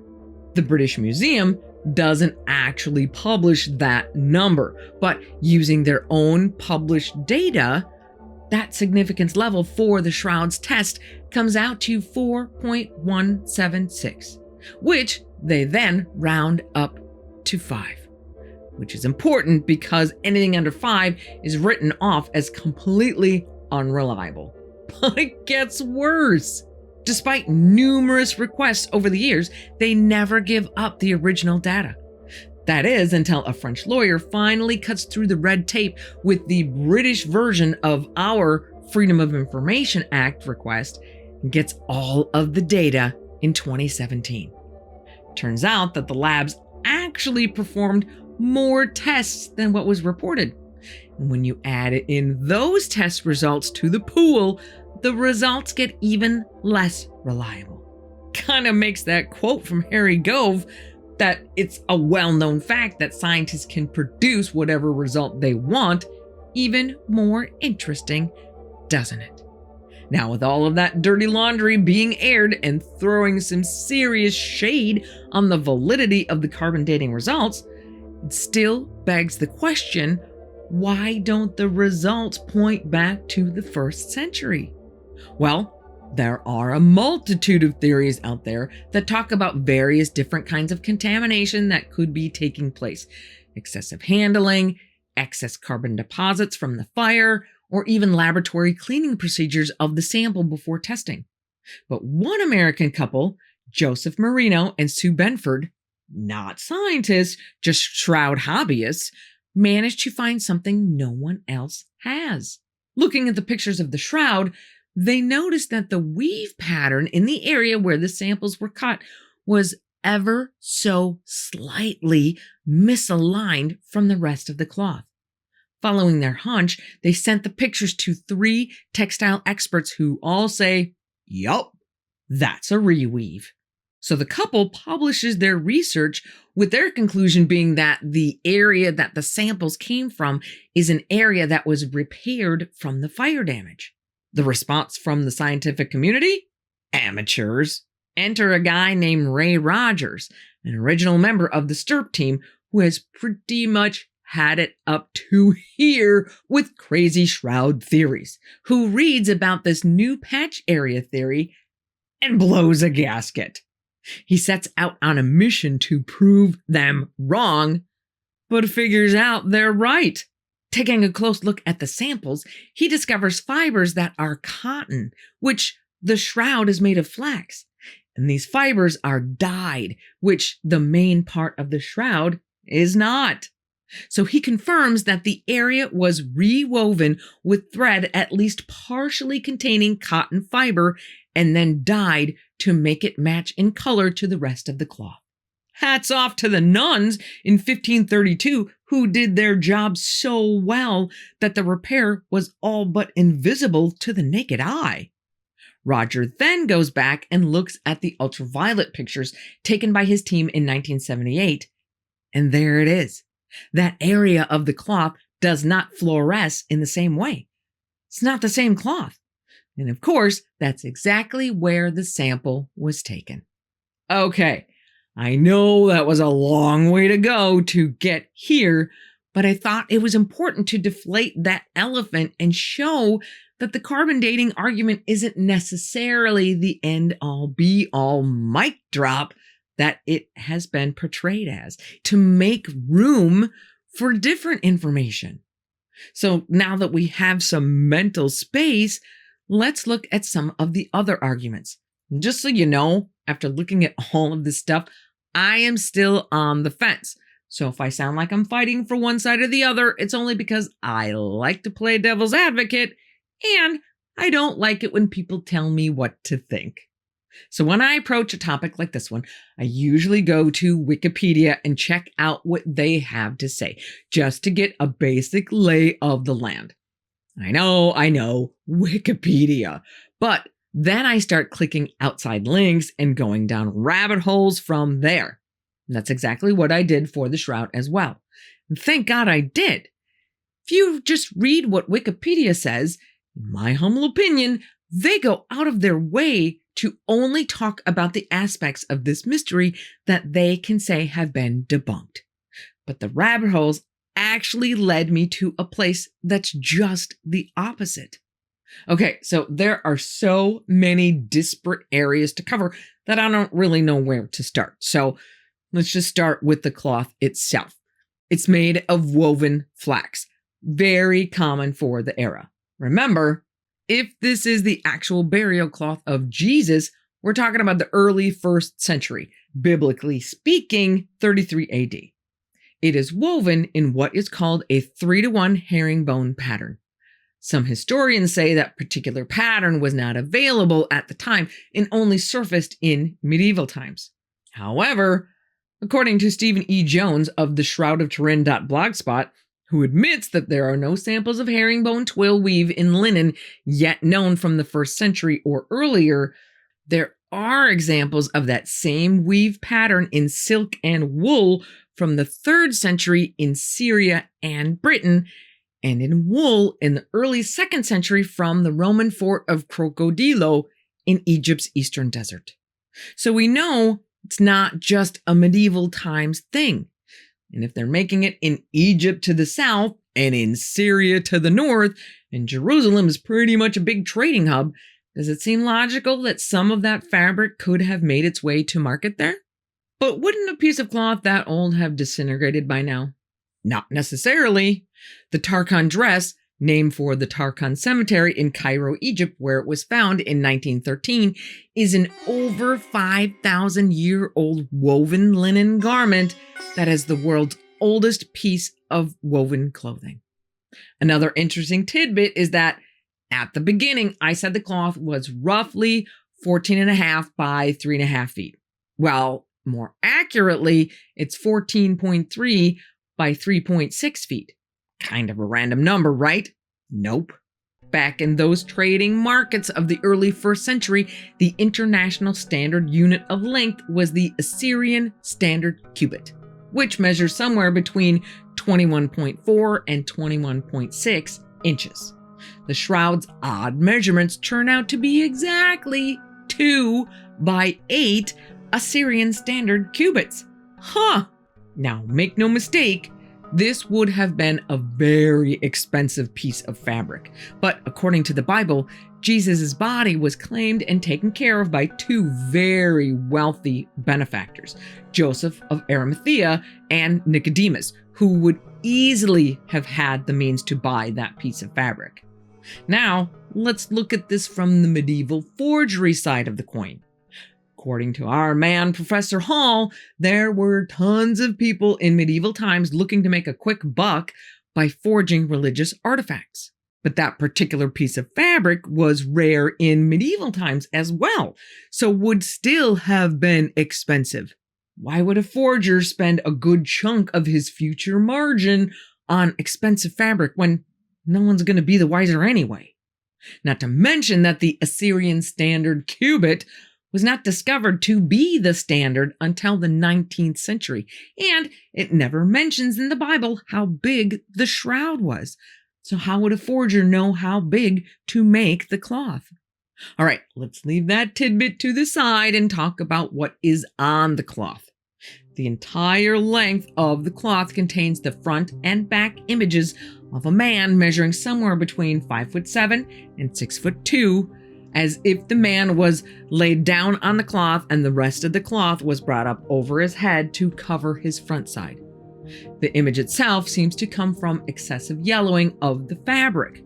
In addition, there are scorch marks and holes that are documented to have come from the 1532 fire, and dark reddish and brown stains that look an awful lot like bloodstains.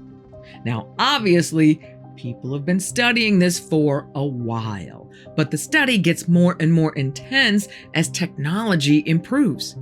The invention of photography brought us those stunning negative images with details that can't be seen with the naked eye.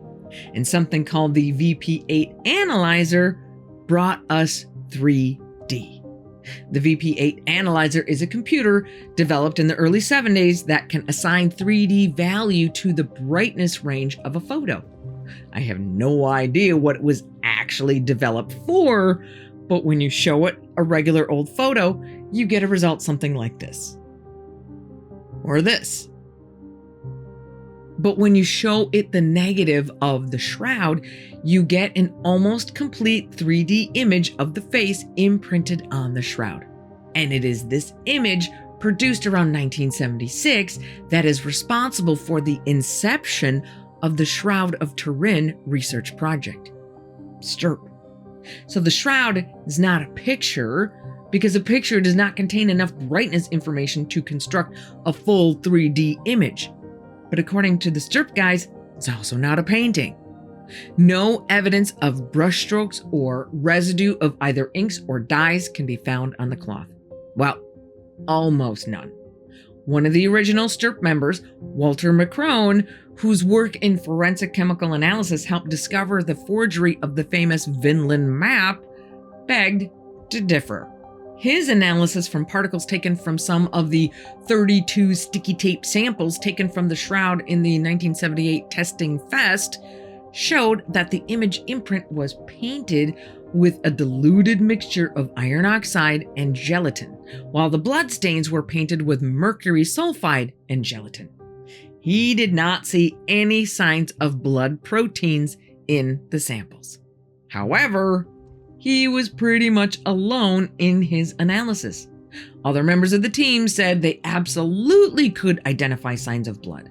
McCrone said, "You don't see what I see because you don't know what you're looking for, and your instruments aren't as good as mine." Eventually, McCrone gave back all of his sticky tape samples and quit the STURP team, but went on to write articles and give lectures on his pigment theory. Now, I'm not even going to pretend to know the intricacies of his arguments, but considering that blood samples were eventually collected and typed as being AB, I'm not sure how we can stay with the determination that it's paint and not blood. Now, the other STURP guys weren't saying that they didn't see any signs of pigment on the cloth, just not enough to constitute the image being a painting.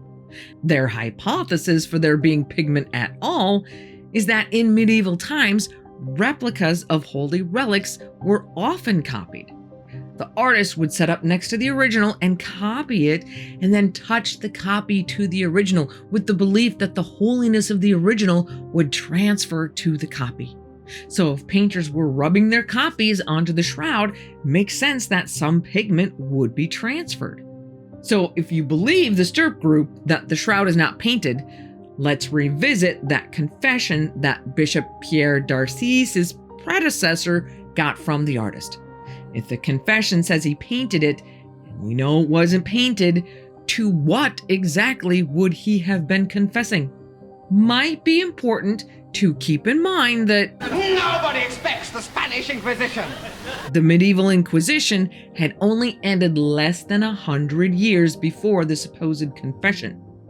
The medieval Inquisition was focused mainly in France, where this confession was given and was carried out by the local bishops. You think people were inclined to say no to the bishop? No. I'm sure they would have confessed to anything. Not to mention that confessing to creating a forgery of a holy relic had to have some serious consequences, but there's nothing about the confessor or any punishment given in church records. All right, let's get back to the blood. The blood that is on the shroud can't be proven to be or not be Jesus' blood since we have no DNA comparison sample. But numerous samples were DNA typed. The results were kind of all over the board.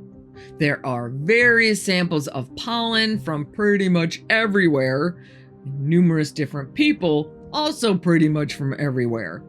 They even found some animal DNA, namely from a southern gray shrike, which is a bird that hangs out around southern Europe and northern Africa and the Near East.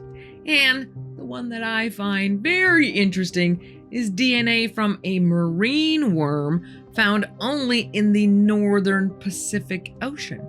That's a little random. At one point, the claim was made that pollen and limestone were both found that are specific to the Jerusalem region, but there have been a few papers released since then questioning the methodology of those studies, so we're not going to include that information here. But then again, who am I kidding? I think every paper written about this topic, no matter what side it's been on, has been refuted by somebody. I love it! It's like a cage match for nerds. Anyway, up to this point, the evidence has been pretty circumstantial to varying degrees. And without going all holy Bible on you, there's even more. Traces of the myrrh and aloe said to have been used in his burial have been found on the shroud. The legs of the man on the shroud were not broken, as is usually the case for those who are crucified. Blood patterns on the shoulders and back line up with the story of Jesus carrying the crossbeam to his crucifixion site. Bloodstains on the wrist and feet correlate with actual crucifixion practice, with nails going through the wrists instead of through the hands, as is common in medieval art depictions. The wounds sustained by the man on the shroud completely align with biblical accounts, and forensic blood flow analysts say all the blood flow patterns on the cloth match the descriptions given of the last hours of Jesus' life. The crucifixion of Jesus is said to have been particularly brutal as far as crucifixions go, and the man on the cloth looks like he has been through the ringer.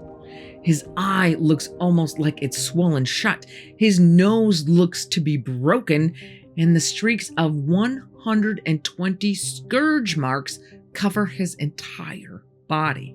He has a wound on his right side where it is said that a Roman soldier pierced it with a lance. He has blood trickling down his head where it is said a soldier placed a crown of thorns. The man on the cloth matches the biblical stories to a T. Now, to give the skeptics their due, the image on the shroud does have some issues. The arms and the fingers on the hand are too long. The proportions of the face aren't quite right, and the placement of his arms seems very unnatural for a person laying in a prone position.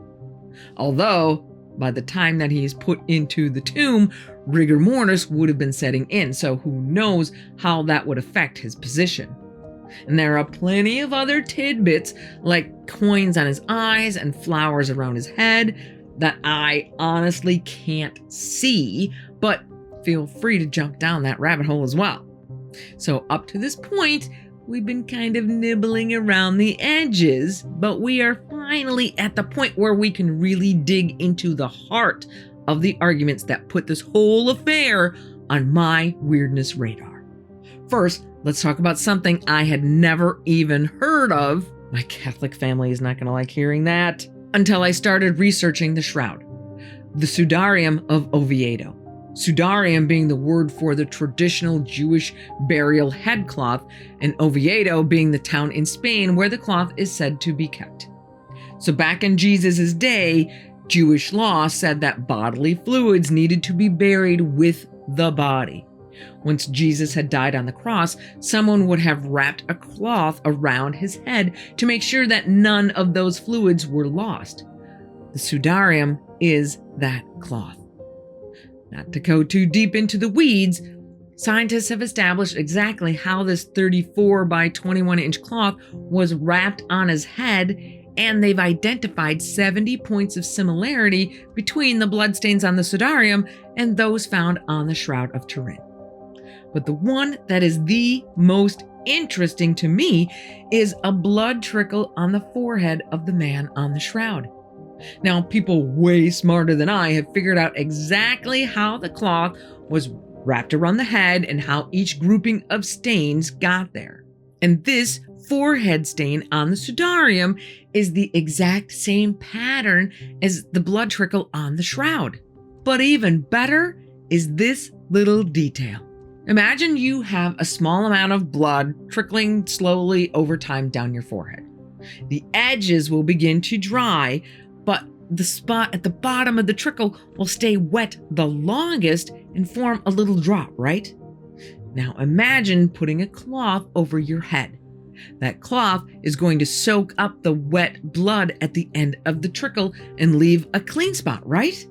Well, the sudarium shows a spot where blood was soaked up, and the matching wound on the shroud shows the clean spot. It's a little hard to see with the images available, but almost every photo I've seen, the middle of the blood drop at the end of the trickle is clean.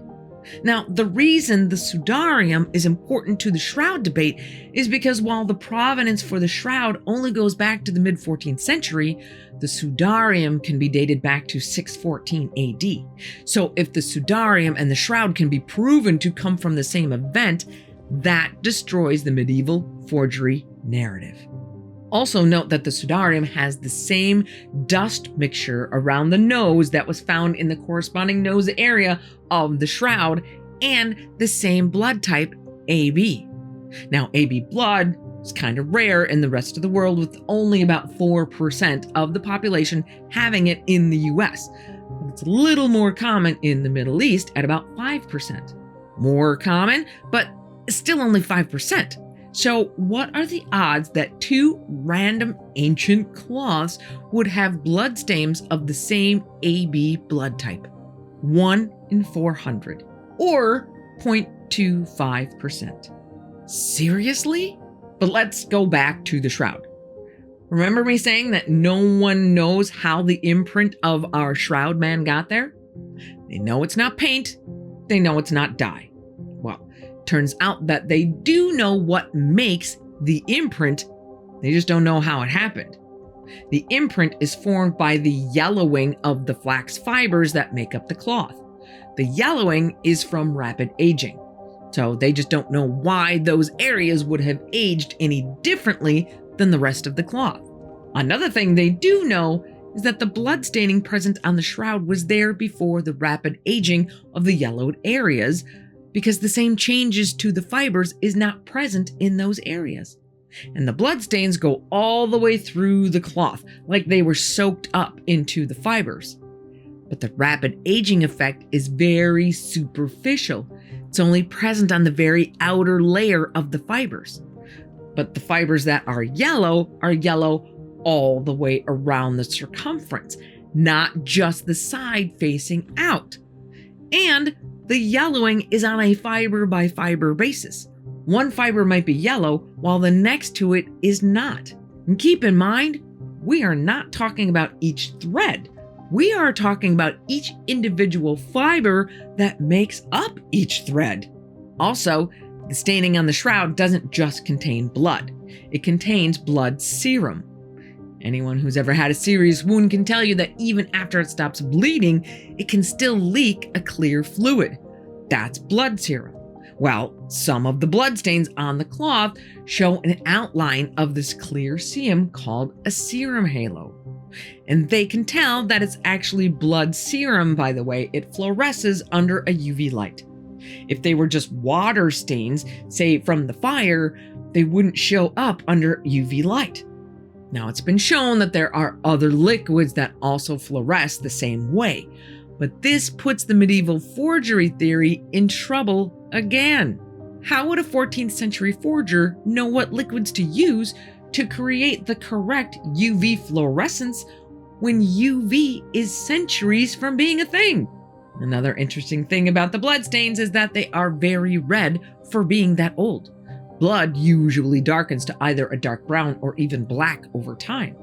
This, of course, leads many people to say that the red color has to be paint. But testing of the blood showed a high Billy Rubin count. Same thing that causes the yellow skin that comes with jaundice. And Billy Rubin has a preservative effect, keeping blood from breaking down and turning that dark color. And recently, even more testing has confirmed the presence of high levels of creatinine and ferritin iron in the blood. Levels of Billy Rubin, ferritin iron, and creatinine in the blood are known to go through the roof in people under extreme duress experiencing muscle trauma and impaired kidney function, like someone would be if they were being tortured and beaten to a pulp. The latest testing to hit the news recently is some new testing done of the flax fibers that make up the cloth. The new test, called WAXIS, or Wide Angle X-ray Scattering, was performed by the Institute of Crystallography in Italy. The test is looking for a substance called vanillin, which is a natural part of the cellulose structure of the fiber. Turns out that vanillin decays at a predictable rate, so it's kind of like a carbon dating test using vanillin instead. Their testing shows that the vanillin levels in the shroud fibers match fibers from other burial shrouds known to have come from the Jewish uprising of Masada between 66 and 74 AD. Sounds like a slam dunk, right? Well, not exactly. To get to its current level of vanillin degradation, the cloth would have had to be kept at a temperature of about 72 degrees Fahrenheit with a relative humidity of roughly 55% for the first 13 centuries of its existence. Interesting. It's possible, but not likely. However, and this is fascinating to me, this same test also disproves the medieval forgery theory. To get to the level of vanillin depletion shown in the test, the shroud would have had to have been out in the sun in Mali, Africa, literally Timbuktu, for its entire 700-year existence, because that's the only place hot enough to age it that quickly. Now, I told you at the beginning of all of this that I was saving the best for last, and I am about to make good on that promise. I know this is going to blow your mind because it has absolutely blown mine. This one bit of information might just be enough to make me a believer. If you look at the pictures of the shroud, either the positive or the negative, it's pretty easy to see that there's a lot of shading happening in the image. We know we're not dealing with pigments. So let's say you're drawing something with a pencil that requires shading. How would you do that? Well, you would probably apply more pencil lead where you want the picture to be darker and less pencil lead in the lighter areas, right? If you were to transfer that idea to the shroud, that would mean more of this yellowing, aging effects in the darker areas and less in the lighter ones. But that is not what is happening on the shroud. The darker colored areas are not the result of a change in color intensity. Instead, it is the result of a larger or smaller amount of colored or aged fibers per unit area.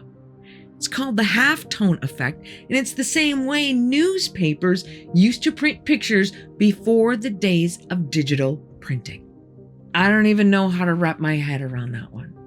So what on earth, or maybe beyond Earth, could do something like that? Well, believers and some scientists have a theory. They are speculating that if you follow biblical teachings about the resurrection, perhaps there was a massive particle radiation burst from whatever was lying inside those layers of cloth, changing the very molecular composition of the shroud fibers. This radiation burst would account for many of the unusual features of the cloth, like the fact that only the topmost layers of the yellowed fibers are affected, why the bloodstains still appear so red, the extra carbon-14 molecules that throw off the carbon dating, the fact that the density of the image is the same on both the front and back images, and even the odd proportions of some of the body parts. And scientists have already run experiments where they bombarded a piece of flax linen similar to that of the shroud with protons and were left with a piece of cloth bearing the exact same rapid aging characteristics that are present in the shroud. Or others think maybe it was UV radiation. Tests conducted using UV rays also replicated the same changes to the fibers. One interesting note, the UV testing that was done used a laser pulse that lasted only 1/40 billionth of a second and required billions of watts of power. If you expand those calculations to what would be necessary to imprint the entire shroud, that would require 14,000 lasers operating simultaneously using 34 trillion watts of power. Of course, if this is the true resurrection, I think God would be able to muster all the energy he needs.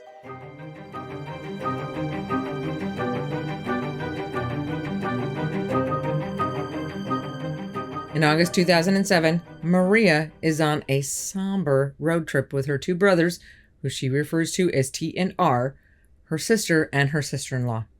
They'd all gone to Florida for the funeral of Maria's favorite uncle. The group had traveled from Georgia to Florida on Friday, August 10th, attended the wake on Saturday, and bury him on Sunday, August 12th. After a great afternoon of spending time with family and sharing memories and a lot of healing laughter, they realize now they're running late. So the group piles back into Maria's 2004 Buick Rendezvous to start the 5-hour drive back home. They all have to work the next day, so any unnecessary breaks are tossed to the wind and they just drive. Gas and a bursting bladder are the only two acceptable reasons to stop. It's a good drive. They don't get together too often anymore, so the forced rebonding time is good for them. Just after they cross the Florida-Georgia line, Maria gets an intense need to pee, like right now. When you get a chance to pull over, She takes the very next exit, stops at a stop sign, looks in both directions for any place she can stop to use the bathroom. Nothing in sight but a 2-lane road lined with trees in either direction. So Maria makes an executive decision and turns right, thinking that they can't be too far from something, right? Bouncing in her seat, she drives for 15-20 minutes until she sees lights ahead. Oh, thank God. She drives up and turns left into the parking lot of a small red brick gas station, a grungy hole-in-the-wall spot typical of rural Georgia. She parks at the outdated pumps, jumps out, and runs inside without even looking around for anything except the restroom sign. She sees it, bolts inside, and does her business. When she's done, she comes out and her sister quickly goes in to take her place. Maria looks around and sees everyone else standing there, kind of clustered by the bathroom door, their faces the very definition of uncomfortable. Her brother T quietly gestures for her to look behind the counter. She does, and will never forget what she sees. An elderly man, thinning gray hair, skinny, with sunken cheeks, a scraggly beard, and dark, deeply set, emotionless eyes. He's wearing a stained white t-shirt with visible pit marks and grimy overalls. He's just standing there, hands at his sides, staring straight ahead. No facial expressions, no movement, no acknowledgement. A sense of dread starts to grow in the pit of Maria's stomach, a feeling like something is profoundly wrong. Okay, so she thinks, well, let's just grab a couple of snacks and drinks and get the hell out of here. Store only has 3 aisles, And as she starts looking for something to eat, she sees that everything on the shelves looks outdated. Candy wrappers with old, faded labels, and everything's dusty. Even the air feels dirty and stagnant with a musty, sweaty smell. Okay, she thinks, well, food's out. I guess I'll just get something to drink. And she walks over to the coolers. The 3 coolers are just as dirty and neglected looking as everything else, with dirty glass and flickering lights. Overwhelmed by a roller coaster drop sensation in her stomach, Maria waits for her sister to finish in the bathroom, grabs her hand as soon as she steps out, and they all bolt to the car without buying anything. They pile in and literally peel out of the parking lot, taking a right to go back in the direction they came from towards the highway. They drive for 15-20 minutes, watching for the entrance to get back on Highway 75 when the same lights appear on the left. The exact same gas station. This time, the clerk is standing at the window staring directly at them. Panic erupts inside the car with everyone yelling, "Go, go, go!" Maria floors it straight ahead. There is no way she is stopping at that place again. But how could they be seeing the same gas station twice? Maria thinks, I must have missed a fork in the road or something. So they drive on for another 15-20 minutes, still looking for the highway, with everyone in the car about a hair trigger away from a full-on freak out when they see a break in the trees ahead.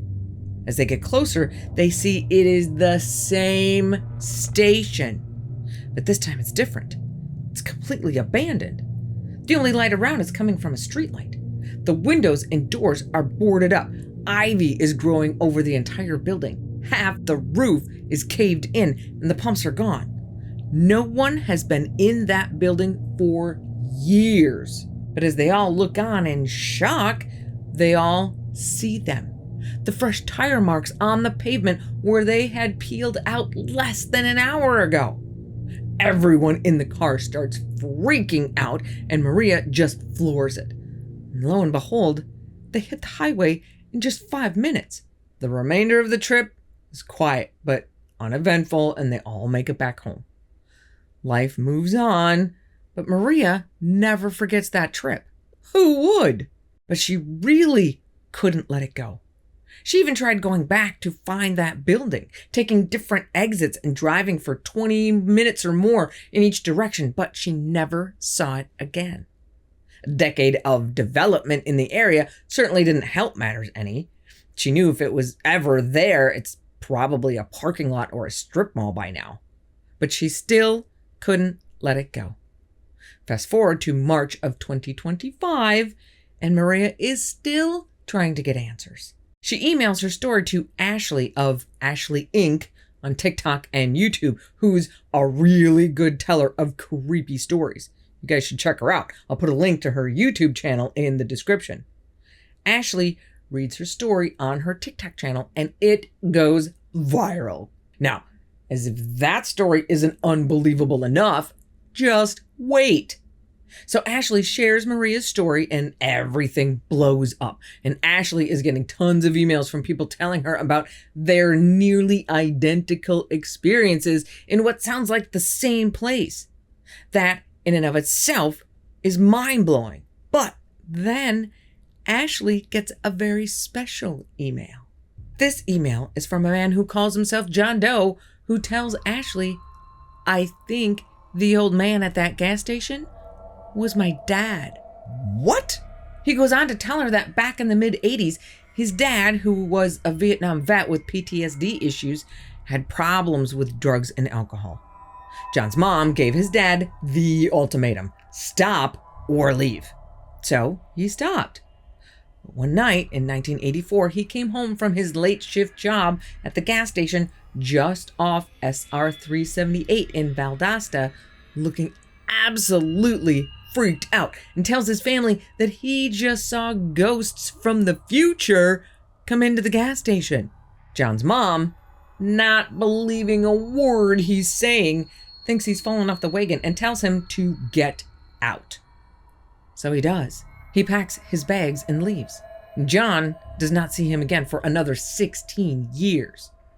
As John gets older, he decides to rekindle that relationship and gets in contact with his dad. As they get to know each other again, John can't help but ask him the question that's been on his mind for all of those years. Why did you start drinking again? His dad doesn't even hesitate and tells John, I didn't. I saw what I saw. And not one drop of alcohol was ever involved. John's dad has since passed away, but John manages to find a picture and email it to Ashley. And Maria says she's about 95% sure that the man in the picture is the man she saw behind the gas station counter that night 18 years ago. The man in the picture looks pretty happy and healthy, while the man Maria saw was much more sickly looking. But doesn't take a genius to know what a substance addiction can do to a person. So taking that into account, Maria pretty much says, yeah, that's him. And can't help but break down in tears as the emotional flood that washes over her. After 18 years of wondering, she now has proof. May not be proof for anyone else, but it's proof for her. Not just for her.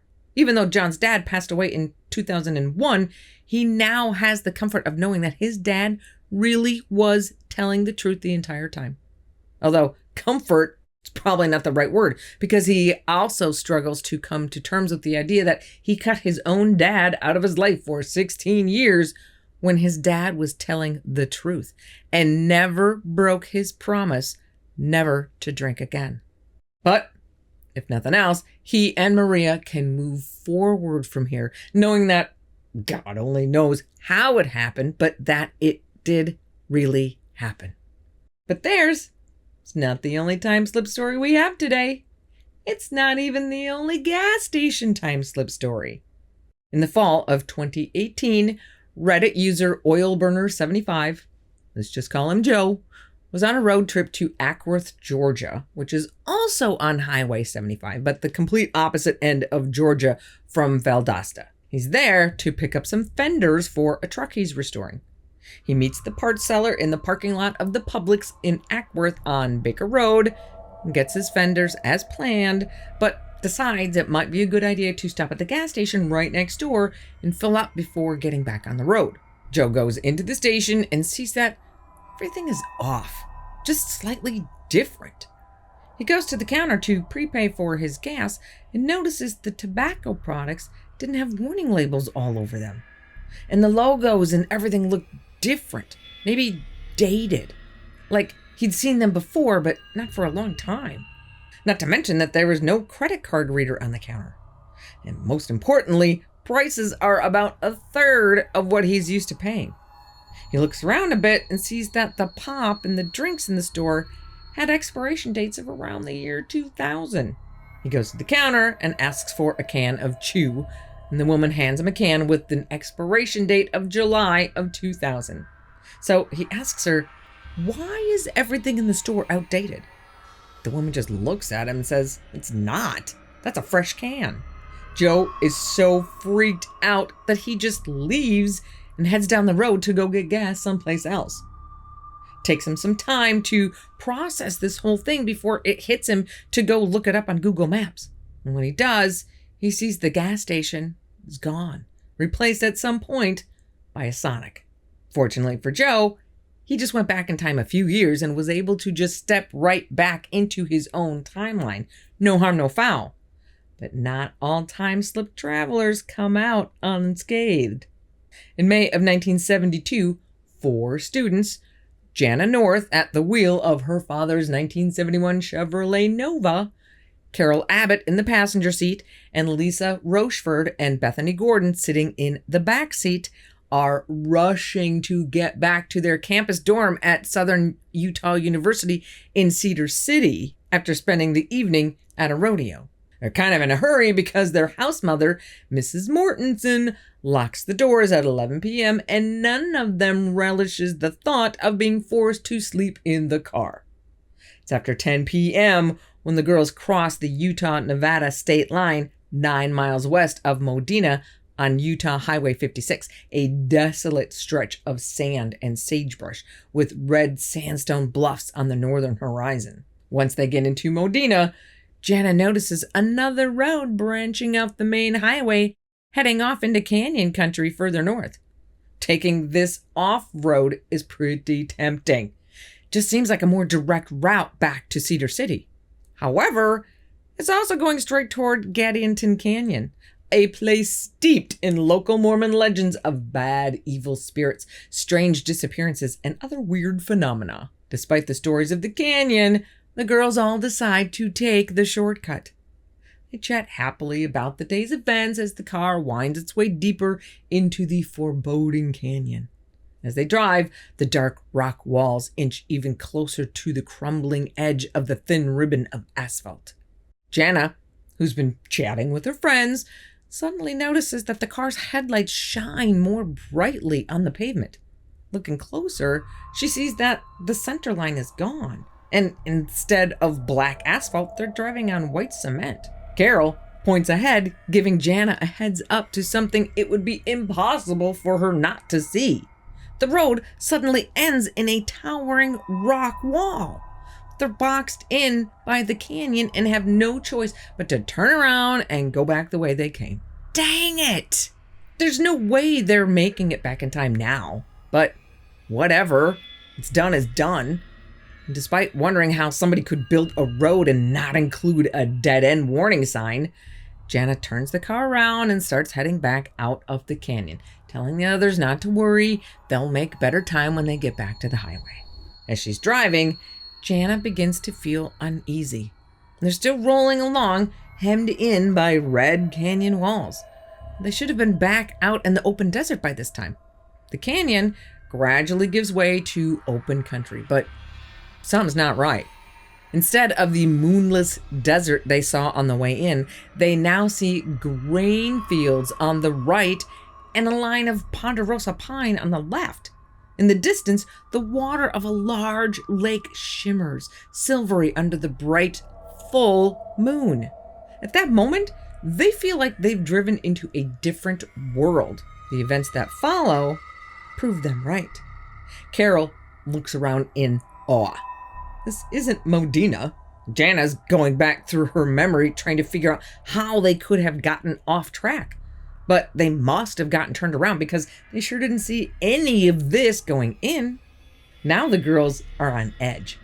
They have no idea where they are, and wherever it is, it doesn't look like either Utah or Nevada. But they keep driving, just hoping they'll be able to find someone to point them in the right direction back to the highway. And sure enough, as they keep driving, they see a light ahead of them coming from a large building, some kind of roadhouse or restaurant. The place sits in the middle of a large parking lot, and a blazing neon sign on the roof spells out a message. At least that's what they assume. They don't really know for sure because they can't read it.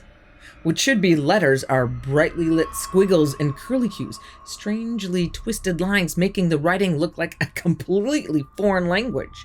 As they start to pull into the parking lot, some very tall men come out of the building.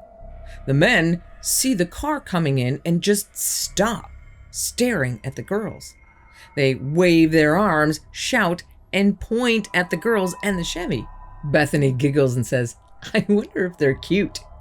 Lisa pulls out her lipstick for a touch-up and says, "Let's find out. We can ask them for directions."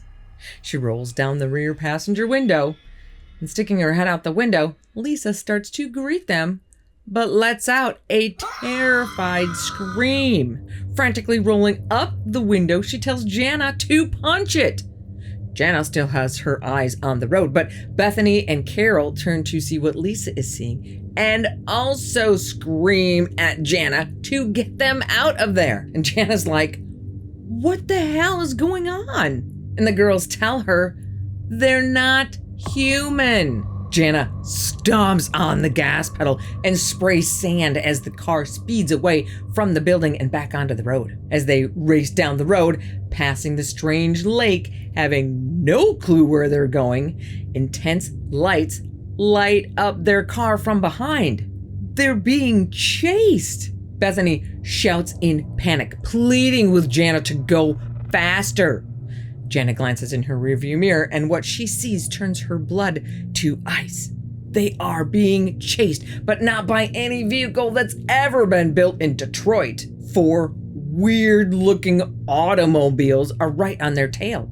They're egg-shaped with 3 wheels, 2 large wheels in the front and a smaller wheel in the back. A single bright white headlight shines from the front of each car. They make a strange whirring or buzzing sound, like an angry hornet's nest, as they close in on the speeding Nova. The Nova's engine roars as its speed creeps toward 80 miles an hour. The girls yell at Jana, "Go faster! They're gaining on us!" Ahead, the road leads into another red rock canyon, but Jana doesn't hesitate and heads right into it with narrow canyon walls on either side. The Chevy's tires kick up a billowing rooster tail of dust, and whether it's because of the dust cloud or through sheer attrition, they can't see anyone behind them anymore. It only takes a few minutes before they are through the canyon and flying out the other side.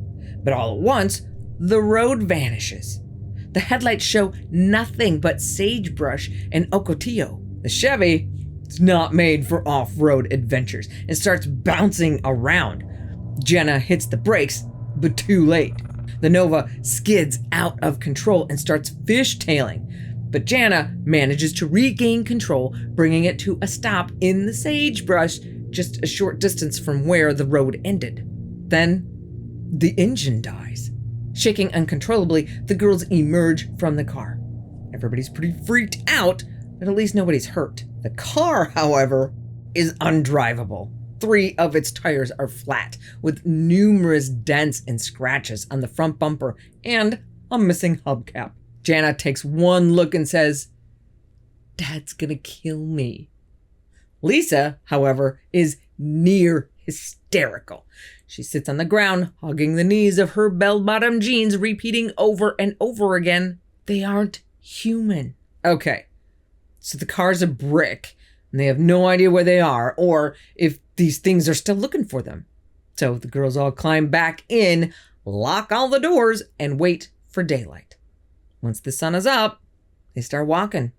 And they only have to walk a couple of miles before they find the familiar blacktop of Highway 56. An hour later, they flag down a cruiser of the Utah Highway Patrol and tell their story. Utah State Trooper Vic Lundquist diligently takes their statements.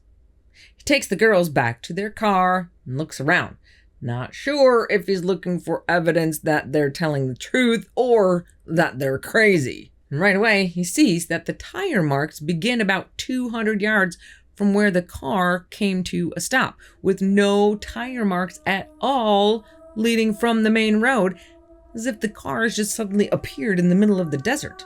There are no tire tracks showing where the Chevy left Highway 56, and no one can explain how they got nearly 2 miles north of the highway without leaving any physical trace through the rough desert terrain.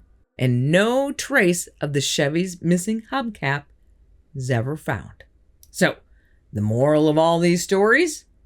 If you're planning a road trip anytime in the future, make sure your phone is charged at all times and your camera lens is clean, because you never know what strange adventures could end up in your scrapbook.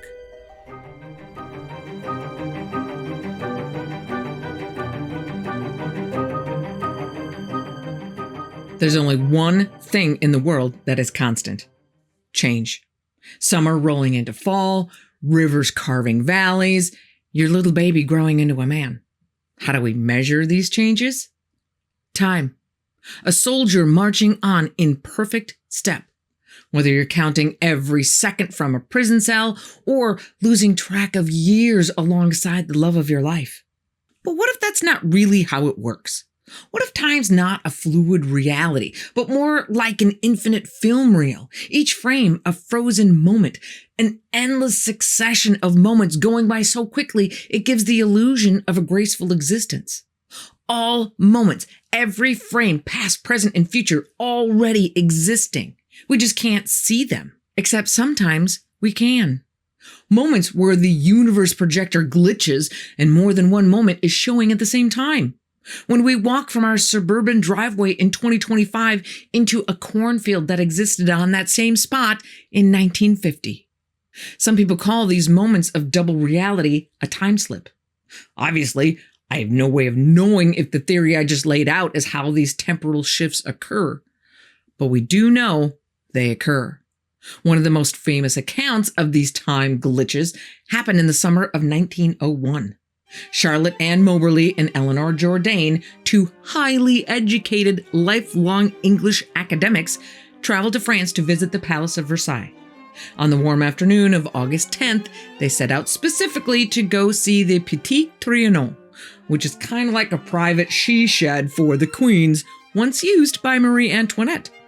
It's a decent distance from the main palace, so the two women set out expecting nothing more than a pleasant walk. As they stroll through the gardens, the path gets confusing.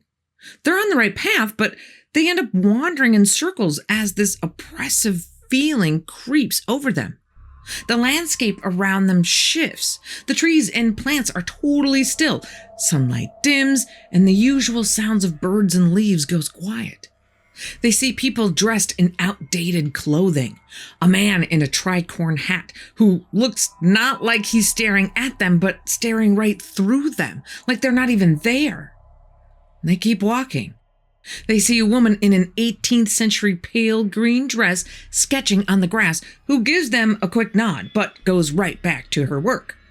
Okay, that's better than getting blown off like the last guy. But everything just feels off. It's like everything is real, but it's not reality. They spot a small building ahead where a man in an old uniform gestures toward the entrance. The two women hesitate, sensing something is deeply wrong, as every detail, from the clothing to the stillness, feels inexplicably out of place. Suddenly, the strange atmosphere lifts.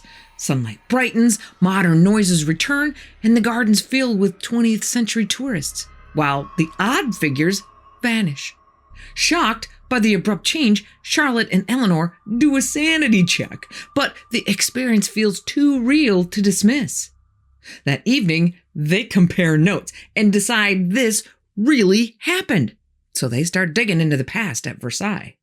The clothing was from the late 18th century. The sketching woman resembles Marie Antoinette, known to hang out at the Petit Trianon with her sketchpad, and the building they saw existed back then, but not in 1901.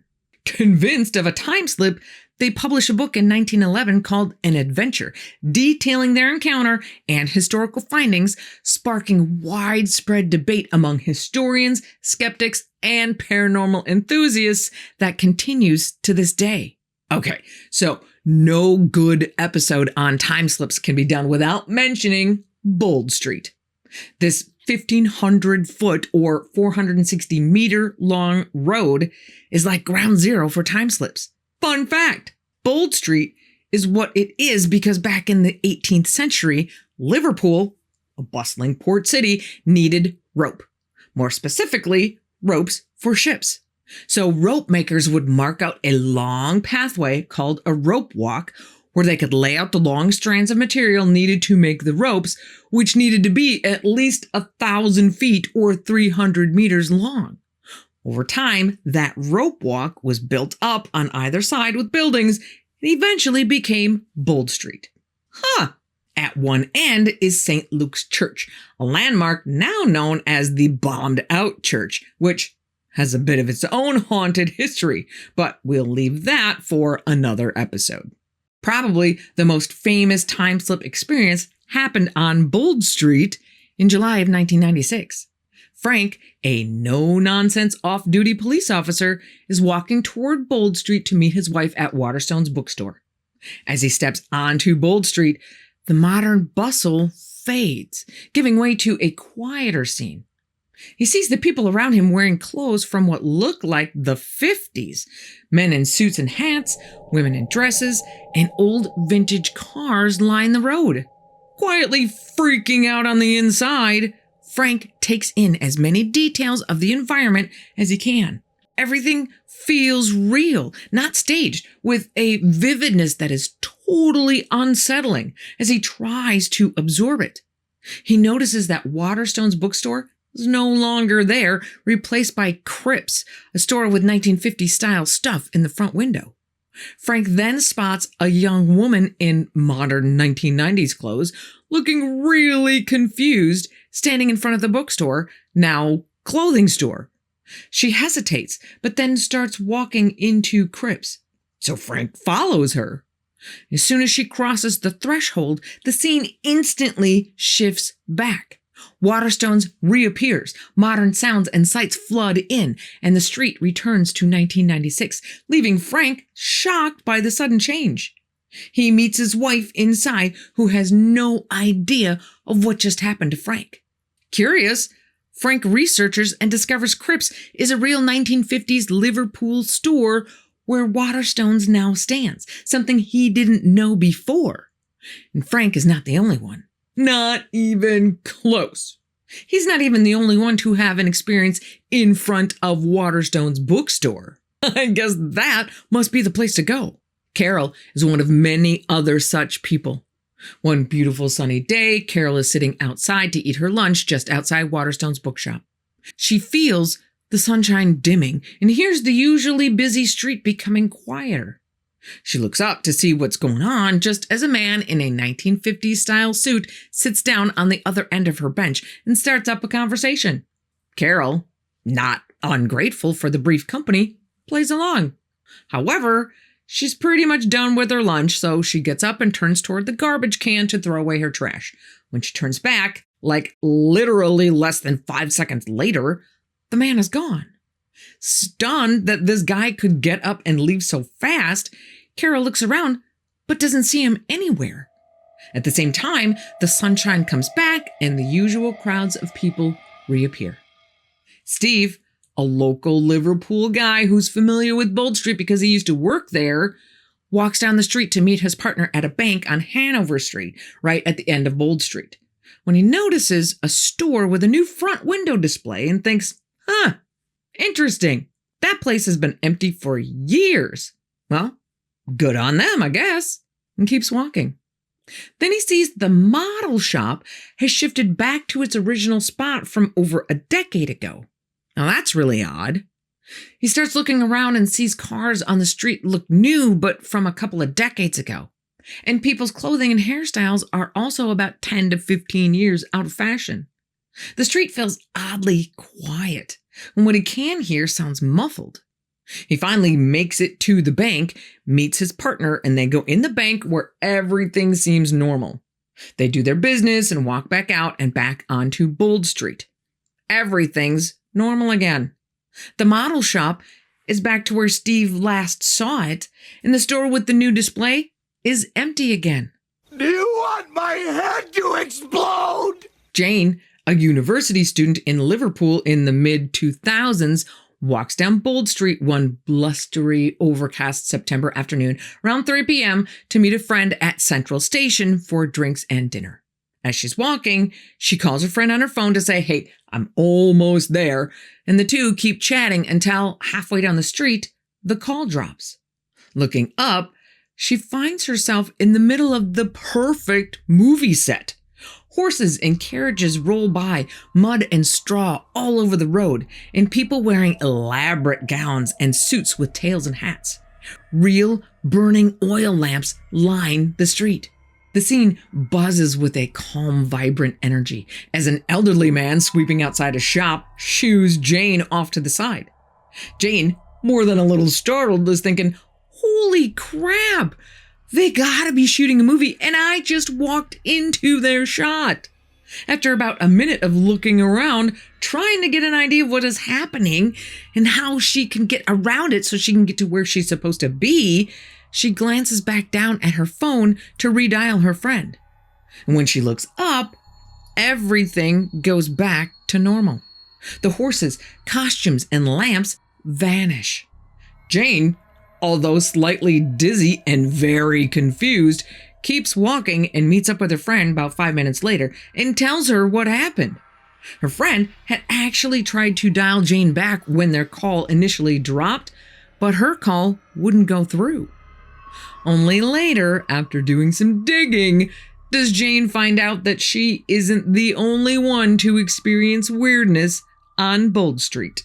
Sean, who in 2006 is 19 and quickly traveling down a wayward path in life. He's just helped himself to some not-so-free merchandise and finds himself running down Hanover Street, which is a street at the end of Bold Street, away from a security guard who's chasing him. Trying to shake him, Sean turns into a dead-end street called Brooks Alley. By this time, he's done. He's totally out of breath and starts to get a tight sensation in his chest. As he just stands there gulping in air and waiting for the security guard to round the corner any second, he realizes that his shortness of breath isn't a problem with him, but with the atmosphere around him. He waits for a few more seconds. No guard. Thinking he's given him the slip, he walks back out of the alley and takes a left onto Hanover Street, heading right towards Bold Street, but soon realizes something's wrong.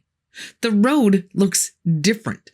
He sees cars driving by that look very old-fashioned, and people around him are wearing really odd clothes. Crossing over to Bold Street, he notices that there are traffic lights where there weren't before, and bushes growing around the building on the corner called the Lyceum that also weren't there before. He keeps walking up Bold Street as the feeling that something is not quite right gets stronger and stronger. He starts to panic. He realizes that somehow he has stepped back in time and has no idea how to get back out.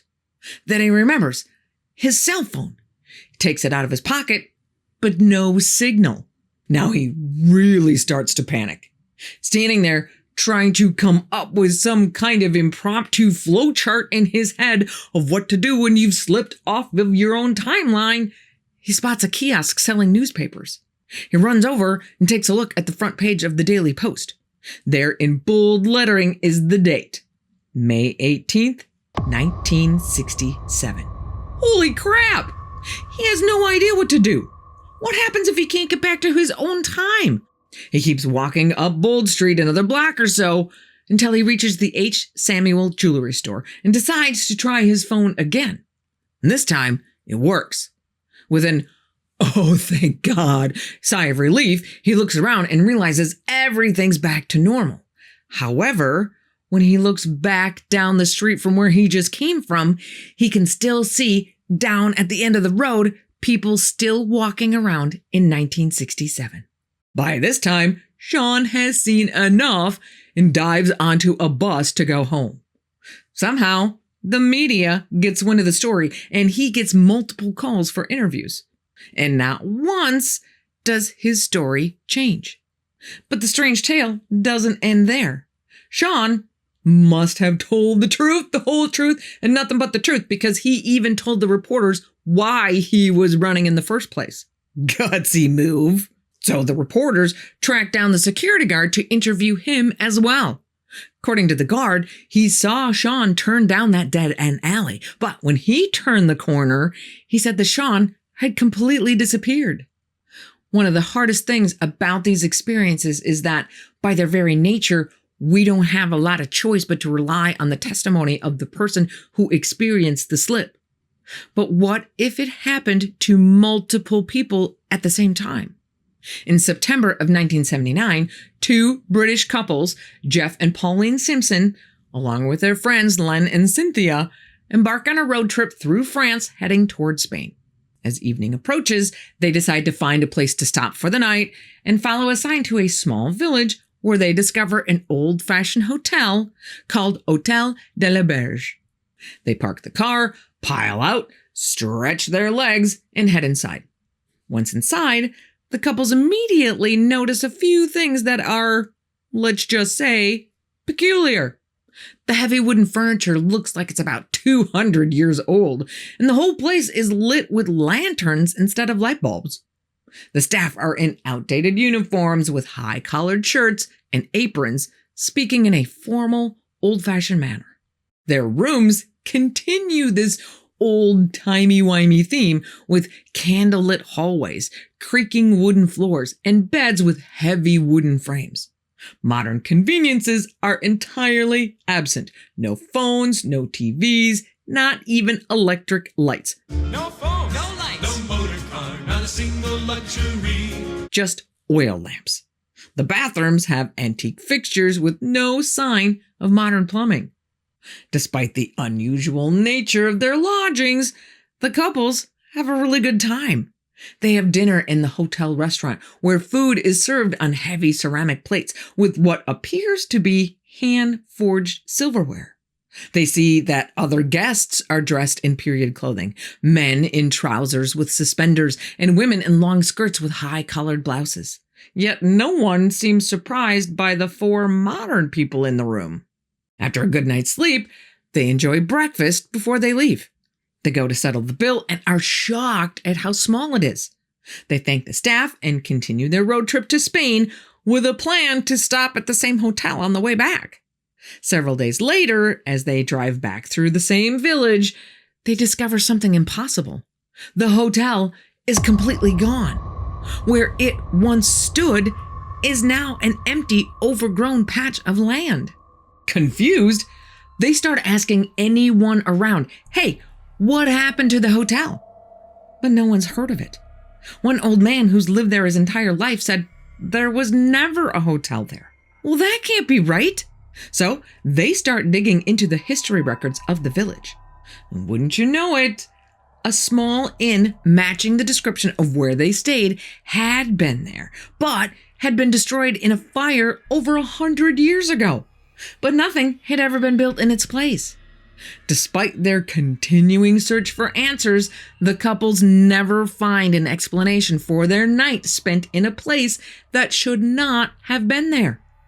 They hadn't just glimpsed a vision of the past. They had physically entered the hotel, interacted with staff and guests, eaten meals, and spent an entire night in a place that hadn't existed for over 100 years. Of course, the biggest question in all of this is, what is a time slip? What exactly is going on here? Well, obviously, we don't know. If we did, there wouldn't be a need for videos like this one. Some people think certain locations can hold imprints of history that allow people to briefly step into a version of the world that no longer exists. Or maybe it's a portal at a thin spot between 2 different dimensions. Maybe a wormhole. Most scientists would say it's all in your head, not just psychologically, but physically. Human perception of time is notoriously flexible. Think how fast a boring day drags versus a thrilling hour flying by. Explanations like temporal lobe glitches, vivid imagination, or even mild dissociation could account for time slips. For instance, epilepsy or just plain epic levels of stress can trigger hyper-realistic hallucinations, blending memory or cultural imagery like an old movie into something that looks and feels like another place and time. Sleep paralysis in hypnagogic states, whose liminal moments between wakefulness and sleep can also conjure bizarre time-bending experiences. Add a dash of confirmation bias or folklore, and a foggy street might feel like 1800s London. And while those explanations might account for some of these experiences, it does not cover all of them. It doesn't account for 4 people all experiencing the same overnight experience in a hotel that hasn't existed for over 100 years. It does not account for witnesses verifying the story by attesting to the fact that the witness disappeared, or witnesses being able to describe details about their encounter that were outside of their knowledge at the time. In any case, I think it's fair to say that we are not going to be able to come to any grand conclusions on this one at this moment. So instead, I'm going to leave you with the creepiest of all time slip encounters. Sometime before World War II, near Helvick Head in Ireland, undergraduate student Arthur Fruin spends Easter at some barracks and decides on this particular evening to sleep outside. Not long after he falls asleep, he wakes up due to feeling cold as a mist surrounds him. Even though it's totally black around him, Arthur decides it's a good idea to wander around and try to find some shelter. Why do I get the feeling that there may have been some intoxicating substances ingested earlier in the evening? In the distance, he sees the light of what he thinks is a cottage. He makes his way to the light, and as he gets closer, he discovers that the light is coming from the open hatch of a boat. Arthur looks down the hatch and sees an older man mending a fishing net across a table. The man sees Arthur and says, "Come on in." He gives Arthur a bowl of soup and tells Arthur that he's welcome to spend the night in the cabin at the end of the boat. The man takes Arthur to the cabin, makes sure he has everything that he needs, and says goodnight. Arthur makes himself a little more comfortable to go to sleep and remembers he has his sister's red school scarf on. So he unwraps it from his neck and hangs it on the cabin doorknob. Through the door, he hears the man walking back up the passageway. Feeling like something maybe hinky's going on here, he bolts the cabin door. Sure enough, the man tries to open the door to the cabin and is pissed when he figures out it's locked. He shouts, "Open the door and let me in." Arthur is totally freaking out and starts looking for a way to get out of there. He looks up and sees a skylight. He smashes the skylight, climbs out, and runs as fast as he can from the boat. When he finally gets back to the barracks, he tells the guards what happened and wants them to go back to the boat. The guards say, "Fine, we'll check it out, but in the morning." The next day, Arthur and the guards all make their way to where the boat is. When they get there, they all see the boat, but it's an old wreck. However, based on the description Arthur gave the guards the night before, it is clearly the boat he had been on just hours before. The timbers of the boat are all slimy, and there are rats running around everywhere. As they all look over the boat, Arthur finds his sister's red school scarf still hanging on the cabin door. Only later does Arthur find out that 70 years ago, the owner of that boat was hanged for the murder of an undergraduate. An undergrad just like Arthur.